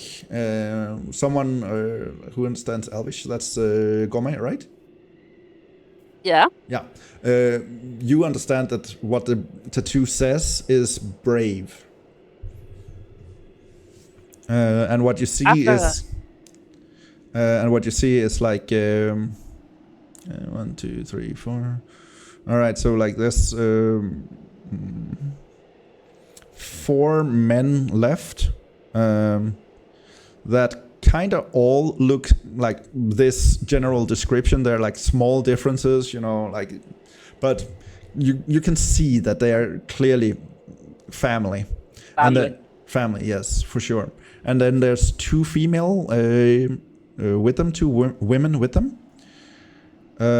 One of them looks quite a lot like them, but she's a bit softer and not as skinny as them.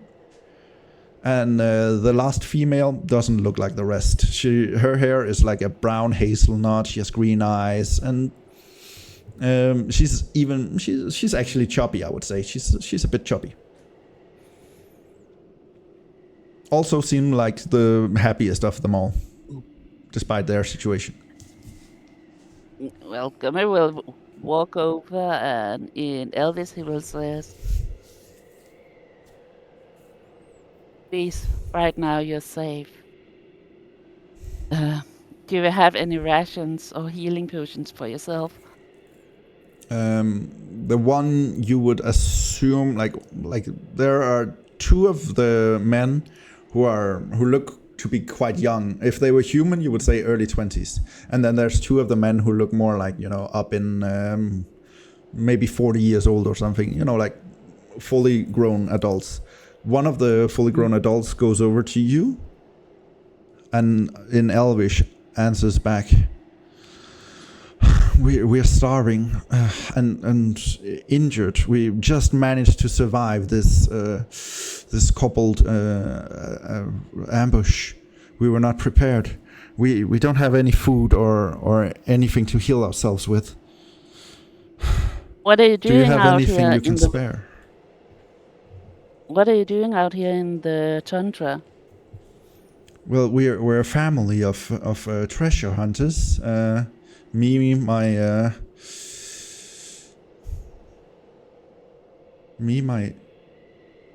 2 sons. Companions.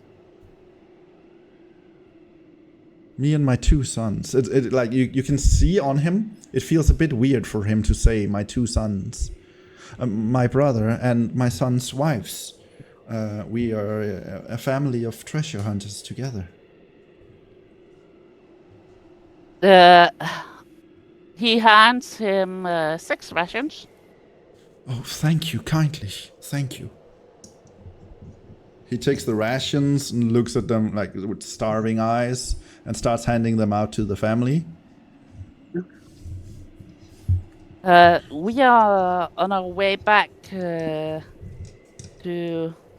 Arena, I think it was. Cyrilia, yeah? Relia? Yeah. If you want, you can accompany us. We are currently in no condition to travel. There's a cave just a mile over this way. We will probably stay there for the night, and then we will travel again tomorrow or the day after, depending on when we feel ready for it. But I appreciate the offer. And you see the woman who looks slightly like the men come over, and she's also like grabbing your hand and thanking you, and you see she smiles and like she seems relieved that they're to be alive. First of all, I need to know what time of day was this. Didn't you say it was evening time? Currently it's late afternoon, so you guys would still be able to travel for a few hours if you want to.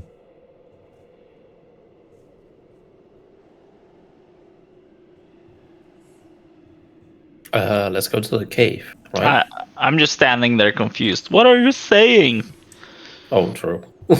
Yeah. I just had an epiphany. I understand everything now.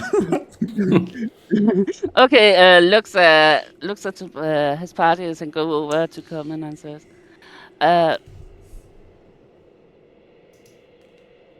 "There's a cave nearby.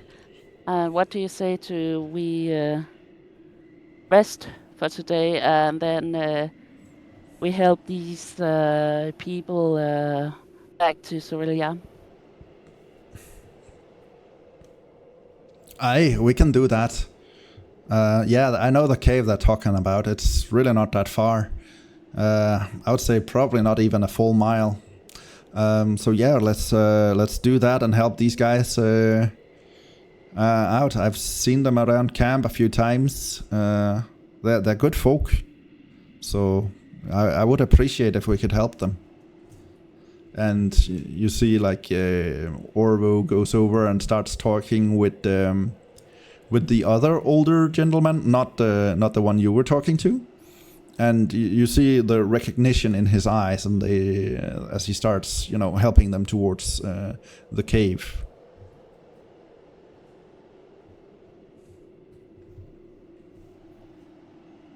Well, if Orvo knows them, then I guess they're safe. So let's follow. Let's help them.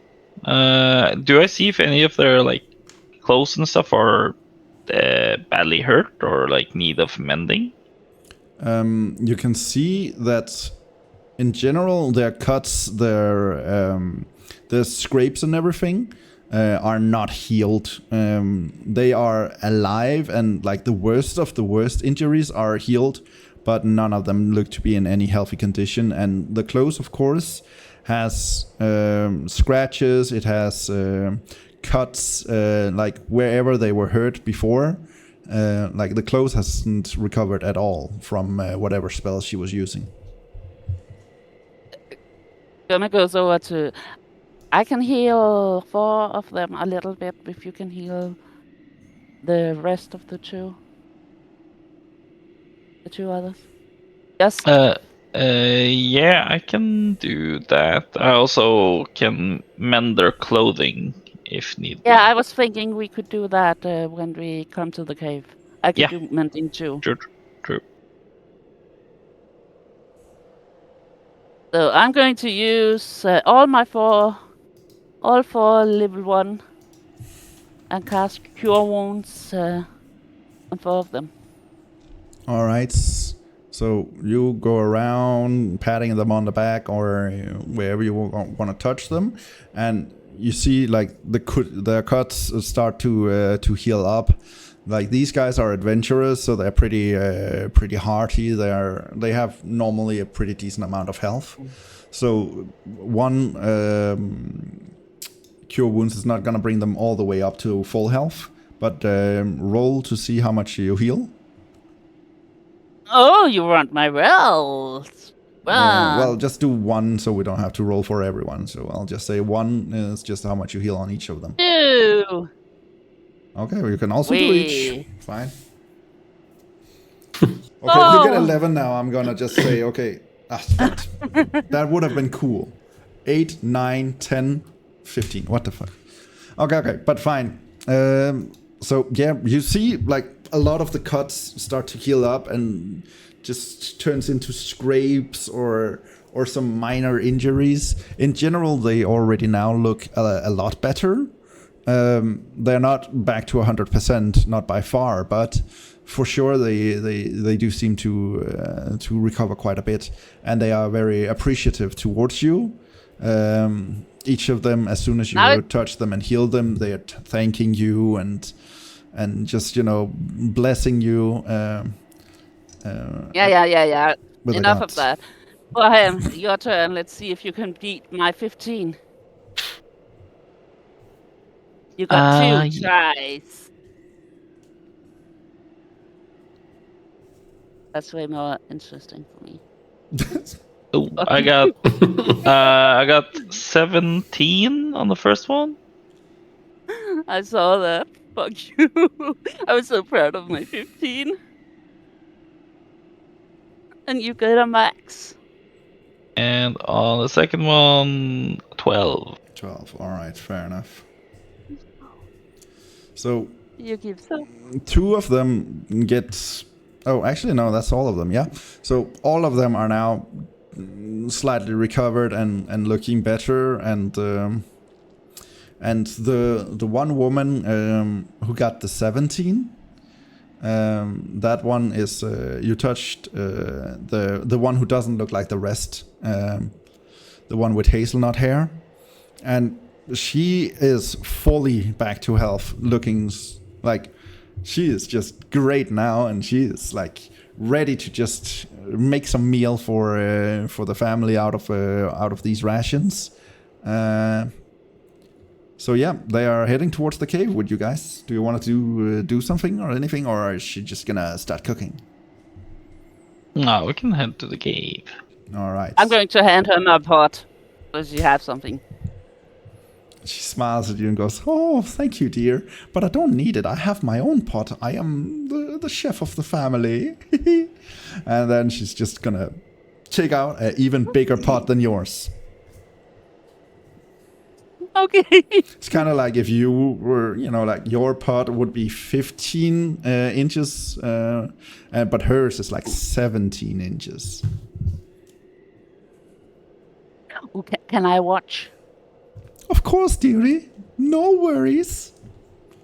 And she just, Orvo actually takes out his log of eternal flame and just ignites it and goes, "You can use this one." And then he starts talking with her family again, and she's just, taking out her pot and starts, disassembling the rations, putting in what she wants to cook and in different turns, and she's just like masterfully just juggling that pot and just and she goes, "Oh dear, oh dear, oh dear." And yeah, she's doing quite a performance. Gomme is like, "If you need, I got more rations if needed." Well, if you guys want to eat with us, I would just say yes, please. If you have more rations, then I can make a full meal for everyone. Just 4 more, that would be fine. And 4. And she takes them and does the same procedure, and again, and cooks. And yeah, while they are cooking and Gomme is just observing the cookery, what would you guys like to do, Durr, Bhorahim? While they're cooking, I guess I will sit there and attune to my pole. All right, so you take an hour just sitting, listening, mostly focusing on your pole, not really paying attention to what people are saying. But you look like you know what they're saying, so, that's something. And Bhorahim? Then Gomme tripped over his own feet. Okay. I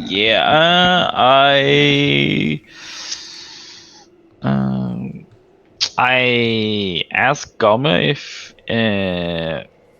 they know who the guy was who made the deal with the beautiful lady. You ask Gomme that? Yeah. Yeah, okay. So I don't understand them if they speak Elvish. Oh, as they started speaking with Orvo, they are talking common now. Oh, okay. Then I will ask them if they can tell me who the guy was. All right.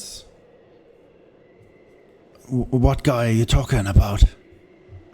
The guy who made the deal with the pale lady. Orvo, what is she saying? That doesn't make sense to me. Orvo looks at him. Don't you know your nephew? Gemmas. What? I don't have a nephew named Gemmas. I only have Raka and Odak.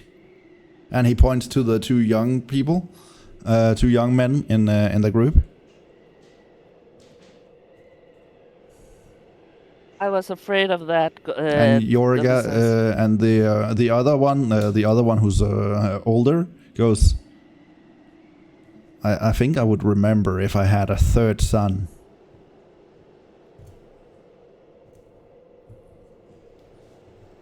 And you see like the eyes of Orvo as he says that, like Orvo is shook to his knees as he realizes what has happened. Gomme goes over to Orvo and puts her hands on his shoulder and says,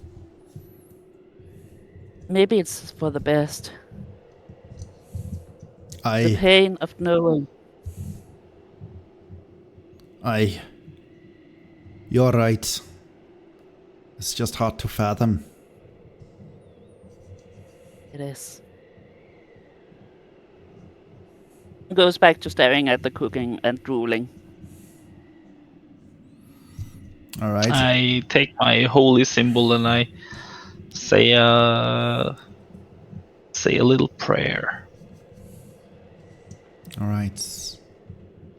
As you're starting to speak the prayer, you see the wind outside is slowing down for just a second, as if it is listening to every word you're saying.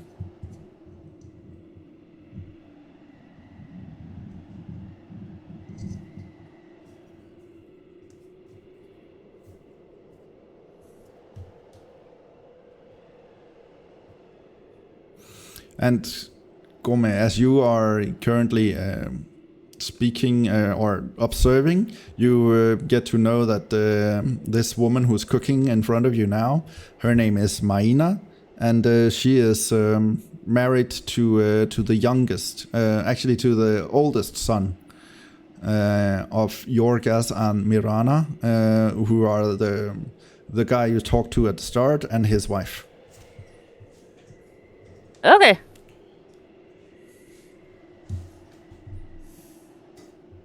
Oh. All right. So, do you want to do anything further, or should we take a long rest? Long rest. All right. Well, for the expediency, it is getting slightly late and everything. You now spend, let's see, how far have you gotten? Well, the first day of travel with them is slowed down a bit because they are still recovering. So I will say you get this far. But then, let's see.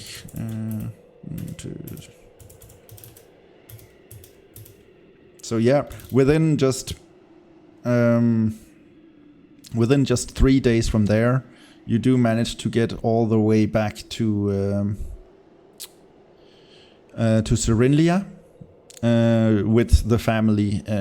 Is there anything you would like to do within those 3 days?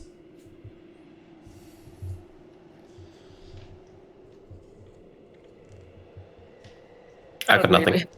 Nothing. All right. So 3 days pass as you're traveling. You get more back into closer to the camp, where like every once in a while you do meet adventurers, treasure hunters, or whatever, because you're now closer to the civilization of the camp.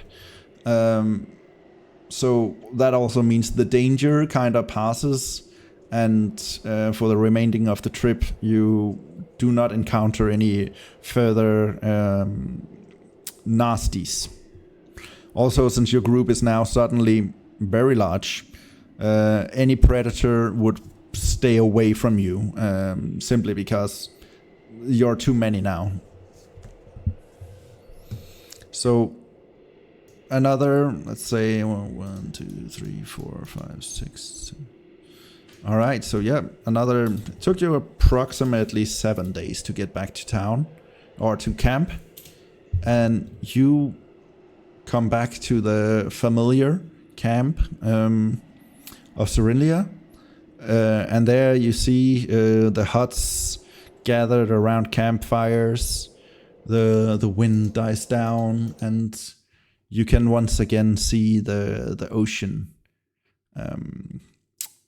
in the horizon. What would you like to do? Go find the... Yeah, we're gonna seek out the merchant, the guy. The buyer, yeah. Yeah, the buyer. Okay. We should deliver the antidote as quick as possible. The quickest possible. All right, fair enough. So you guys head towards the tent of the buyer, and as you enter the tent, this again familiar tent, like when you enter it, you instantly get hit by a wall of heat. Like you just went from freezing cold to a warm, cozy living room. The inside of the tent is more than twice of what the tent looks to be on the outside. It is big, and the buyer is sitting in the middle of his living room where he has a heath right in front of him. He's reading a book. His dragon is just sleeping on his shoulder, and he looks up from his book. My. Well, good to see you guys again. But this simply won't do. He waves his hand, and you see from the bottom of your feet, like this wave strikes in over you and just slides up towards your head. And as it rushes over you, you see that you get clean. So for the first time in ages, Weeks. you are suddenly clean. Now, have you brought something for me? And he looks at you, waiting. Show him, Durr. Show him. Oh no, Gomme has the antidote. Oh, alright. Show him, Gomme. Show him. I have what? Oh You yeah, have the we found antidotes. we found the antidotes. But I think you were more interested in if you found anything from some relics. Well, first things first. Let's deal with the antidotes. We need to get them to back to Palebank Village. We do have to remember that the family is currently waiting for it. Unfortunately, one of the infected have deceased. So time is of the essence. He holds out his hand, just waiting for you guys to produce the antidote. Do you take it out? Yep, hands him 18 vials of antidote. 18 vials, all right. He looks enthusiastic at it, just kind of like the witch did, just with his telepathy. He's able to just make them float. He goes over to the back of the tent, opens a stone chest with runes carved into it, and the 18 vials just float down and softly lands within the chest. He closes it, locks it, and folds his hands and whispers a small incantation in front of it. The runes on the chest lights up. You hear like a buzzing, and then the buzzing dies down, and the chest goes dormant. There we go. I will make sure that Elro distributes the antidote to the remaining survivors. And he looks at you. Thank you. I'm so sad one of the girls died. Oh, no, you misunderstood. It wasn't one of the girls who died. It was one of those thieves who didn't survive. Oh.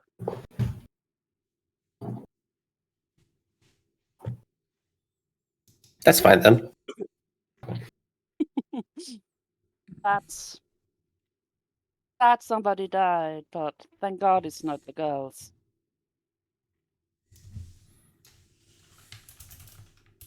Did we have any relics for him? Check your backup holding. I'm checking my bags. I don't have them in mine.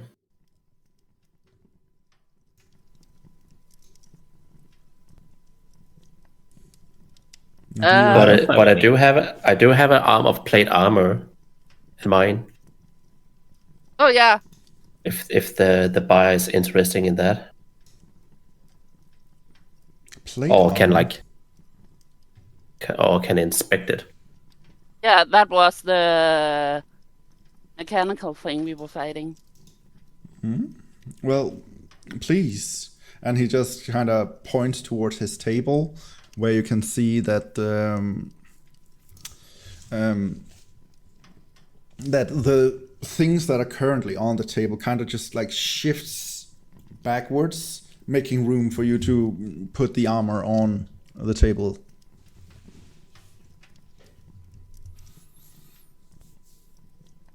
So do you put the armor on the table? Yeah. Yeah. All right, fair enough. He walks up to the table, inspects the armor, looks at it.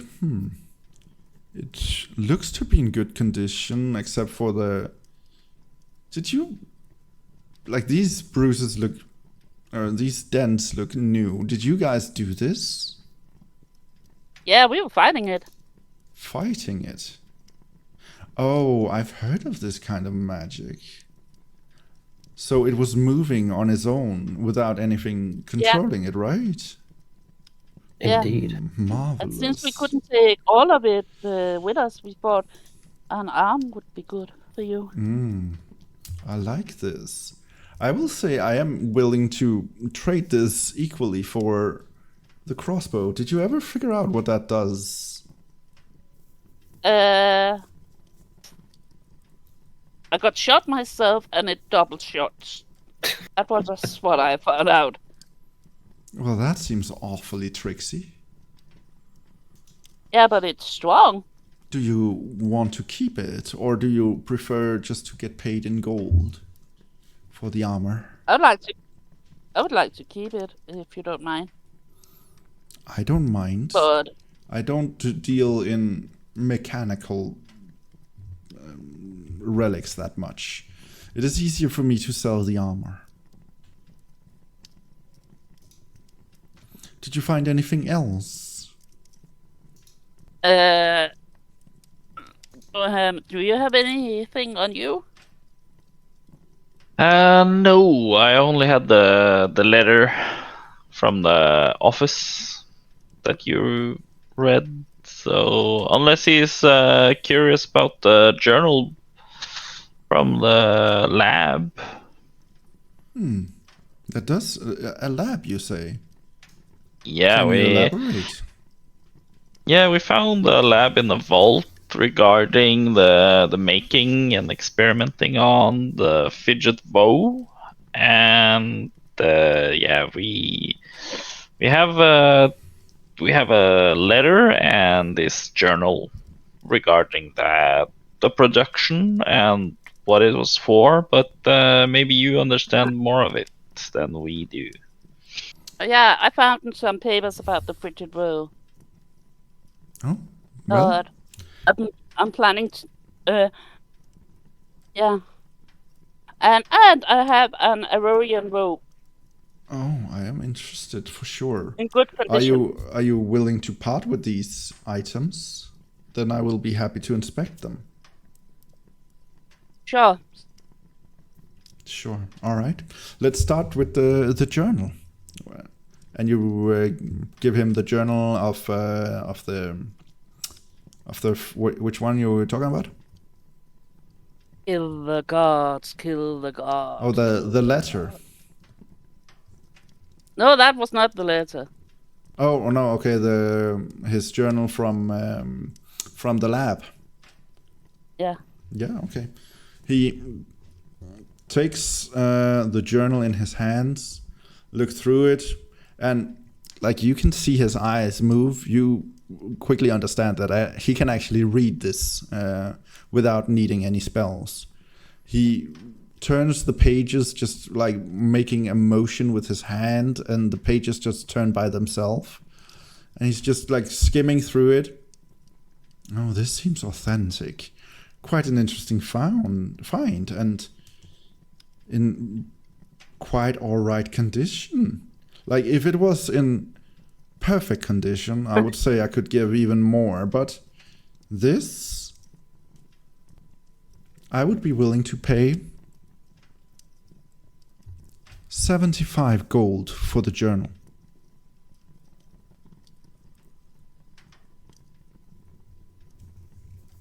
Do you have anything else? Hands him the rope. He takes the rope, looks at it. Oh, in pristine condition, no less. A true Aeorian robe. from what seems like a lab. This is quite a find. For this, to the right collector, I imagine I could find you 250 gold. Deal, shakes hand. Remember, this is minus my 10% cut. Before you accept anything, just so you don't feel cheated. What is 10% of 250? 10% is 25, so that would be 225 gold you would receive. No, it's Gomme asking. Oh. 10% is 25 gold. Oh, okay. Still, good deal. He looks I at your have hand and kind of disapproving, kind of gives you the hand. It seems to, like, he's not used to actually touching stuff that much with his hands. He can just nod if he wants to. Well, do you tell You can him nod that? if you want. Yeah. Oh. You can just nod if you want to. I appreciate it. You can nod the way around. And you had anything else? I do, but I'm kind of scared to handle. I have papers about the frigid row. But Well, I'm not gonna. if somebody I'm not gonna force you to sell anything, but if you want to earn some coin, I can for sure procure a buyer. That's the problem, because I'm scared somebody would try to recreate the frigid row. Well, Looks at Bhorahim. I mean, the Revenant already have 28 vials, so it's already out there. True. Maybe the papers also explains how to make an antidote. Just in case. Hands him the papers. he takes the papers and again browses through them, kind of just shifting quickly.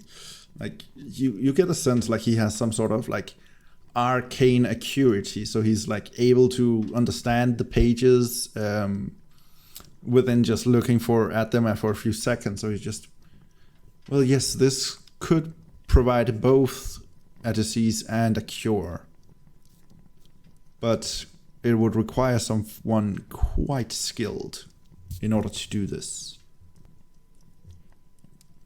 Funnily enough, Somebody the able to read cure it. is easier. Well, yes, you would also have to be able to read it. Miles.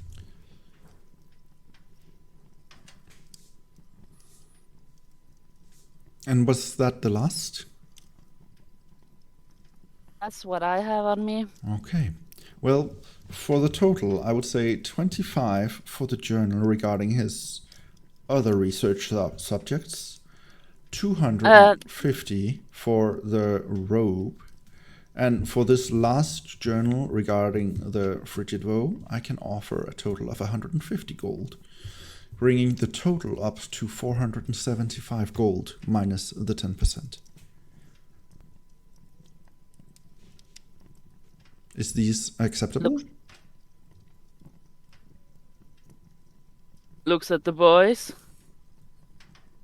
Yeah.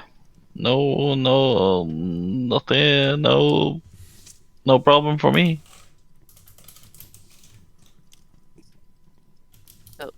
So how much is it without without the 10%? Well, without the 10%, that would bring you, and you see he kind of just like moving an abacus, but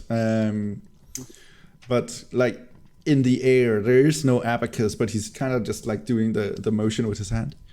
That brings you to 427 gold and 50 silver. Deal. He nods. Looks at Durr and says, so money nuts. Yeah, so many old men. Yeah, du say 400. 427 gold and 50 silver.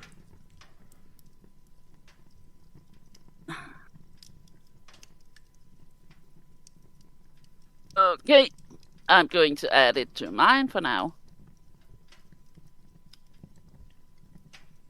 Okay.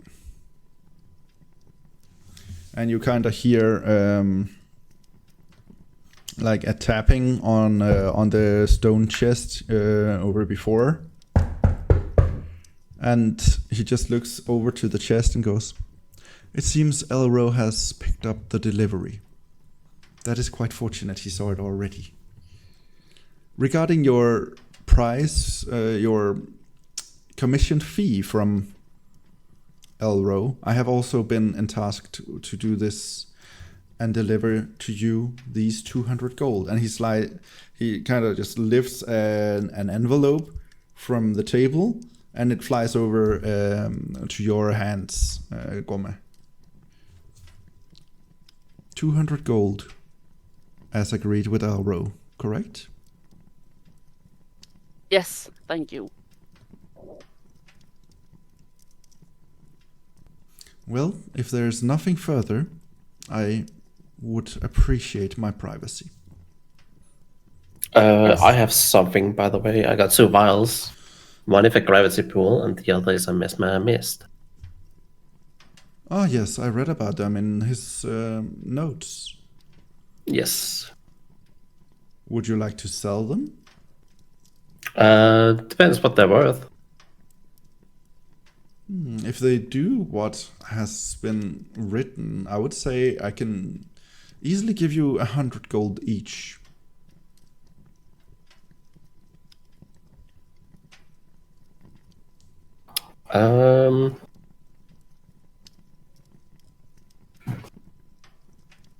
All right. Yeah, that sounds fine. All right. And he just from a different chest at the other side of over on the other side of the table, you see he just points at it and does a motion. The chest lid lifts up, and you notice that this chest is not just a chest, it is actually a mimic that just like, for some reason he has a pet mimic. It just like grovels at him like, and out of it just flies 200 gold. And he just holds out his hand and the gold just lands on it. And he's awaiting for you to produce the vials. The vials, they're already like placed on the table for him. He does a motion and the gold falls down to the table, and the vials just flies over and lands on a shelf above the table. Thank you. That's all I have.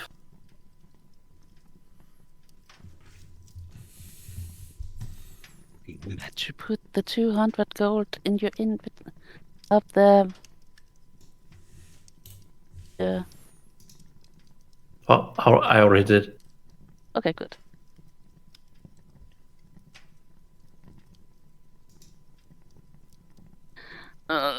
Well, then we leave the tent. All right. So you leave the tent, and the difference in temperature is obvious. It gets freezing cold again as you're again out in the wind, feeling the cold. You see the tents. You see down by the shore there are currently 2 ships waiting. One of them is the familiar ship you sailed with to get here. It is currently back in harbor. The other ship seems to be a slightly bigger ship for some commercial thing. You can only assert from here that it doesn't seem to have a lot of cannons.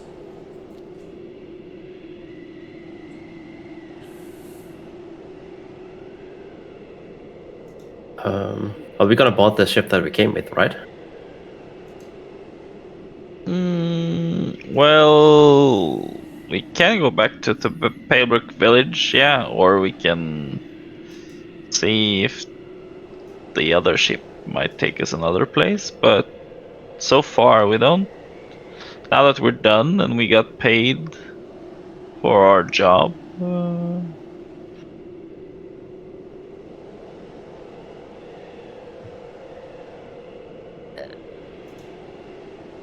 But yeah. Gomme looks at Orwell and says, "Thank you so much for coming with us. I know."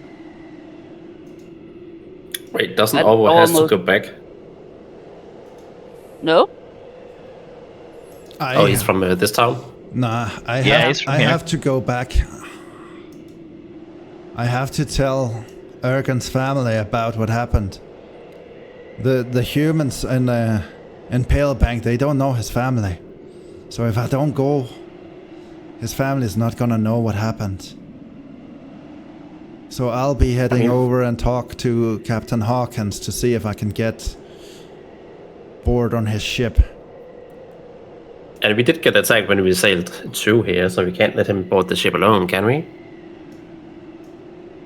We met him here. Yeah, but he has to go back to the Pale Village to tell the family about it. So shouldn't we, like, escort him home in case the ship will get attacked again? Nay, ye batter. Don't worry, Captain Hawkins. He will protect the ship, so don't worry about me. You can do what you feel like you want to.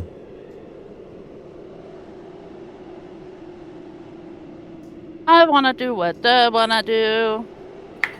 And if Durr wanna go back to the city with the nuts, we are going back to the city with the nuts.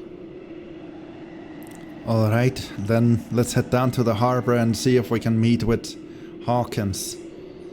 He probably takes a fee for traveling, but I guess you just made quite a fortune, so that shouldn't be a problem. Alright, so you guys head down to the ships where they are anchored? Yeah. Yep. Alright, so you head down to the ships, and as you get closer, you really see how big the other ship is, how big the difference is between the two ships. And you see Shane Hawkins, the blue water genasi you met earlier when you were going here, standing there talking with the other. You assume it's a captain based on how he's dressed and how he carries himself. And his eyes falls on you and he smiles to you, charming, and like so friendly. Like you kind of can't help but feel like he's a friend.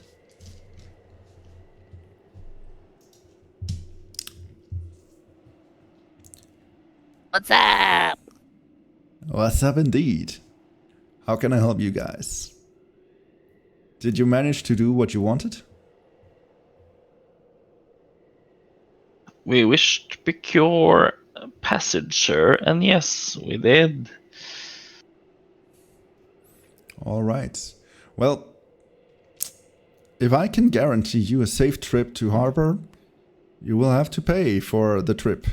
If you get into a fight like last time, that is not good customer service. But then you get a free ride. How about that? I saw you fight. It is good to have extra protection on the ship. Deal. That sounds like a good deal. And you, Orvo, are you gonna help if a fight should happen, or I will shall pay I not for expect? Orvo's fare. Orvo just goes up to him, smiles, says, "I'll help if need be, but don't worry. I trust you, Hawkins. I'll pay." And you see him just like drop 3 gold coins into Hawkins' hands and start boarding the ship. You get a sense like Orvo and Hawkins have probably had dealings quite a few times.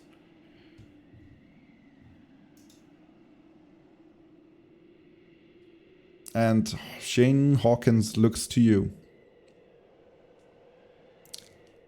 So, where are we heading? Gomme goes up and gives him 3 golds and says, "If enemy comes, I fight. You know that.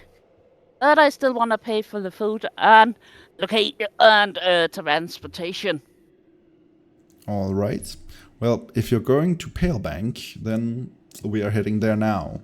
If you're going anywhere else, then you're in for a detour, but maybe if you're going towards Greyhawk, then boarding the other ship could perhaps be a quicker travel for you. And he nods to the other captain, who just stands there like, yes, I can take on a few passengers if need be. Would you want to go to Greyhawk, or is Palebanks your destination?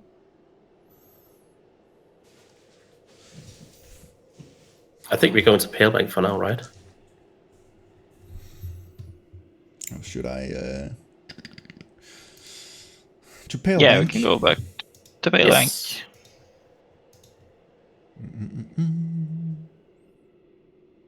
Gomme ain't listening. He's walking with Orville aboard. All right, so you guys head onto the ship, and that's where we will stop for now. So you're boarding a ship and heading towards Palebank Village. Well, Hey, nice. yeah. So you guys did it. You managed to complete the first quest. Hey. Yeah. So, according to the buyer, you managed to save everyone except for one who was, one of the. I think you had already said that you were expecting both of the thieves to die, but you guys were pretty fast and you were rushing and so you managed to save one of the thieves. Oh, how sad. Well, you can still kill the remaining thief when you get back. True. So, and to anyone on Twitch or anyone who will be watching on YouTube later, thank you for tuning in. Thank you for watching. We appreciate it. And have a good evening. Bye.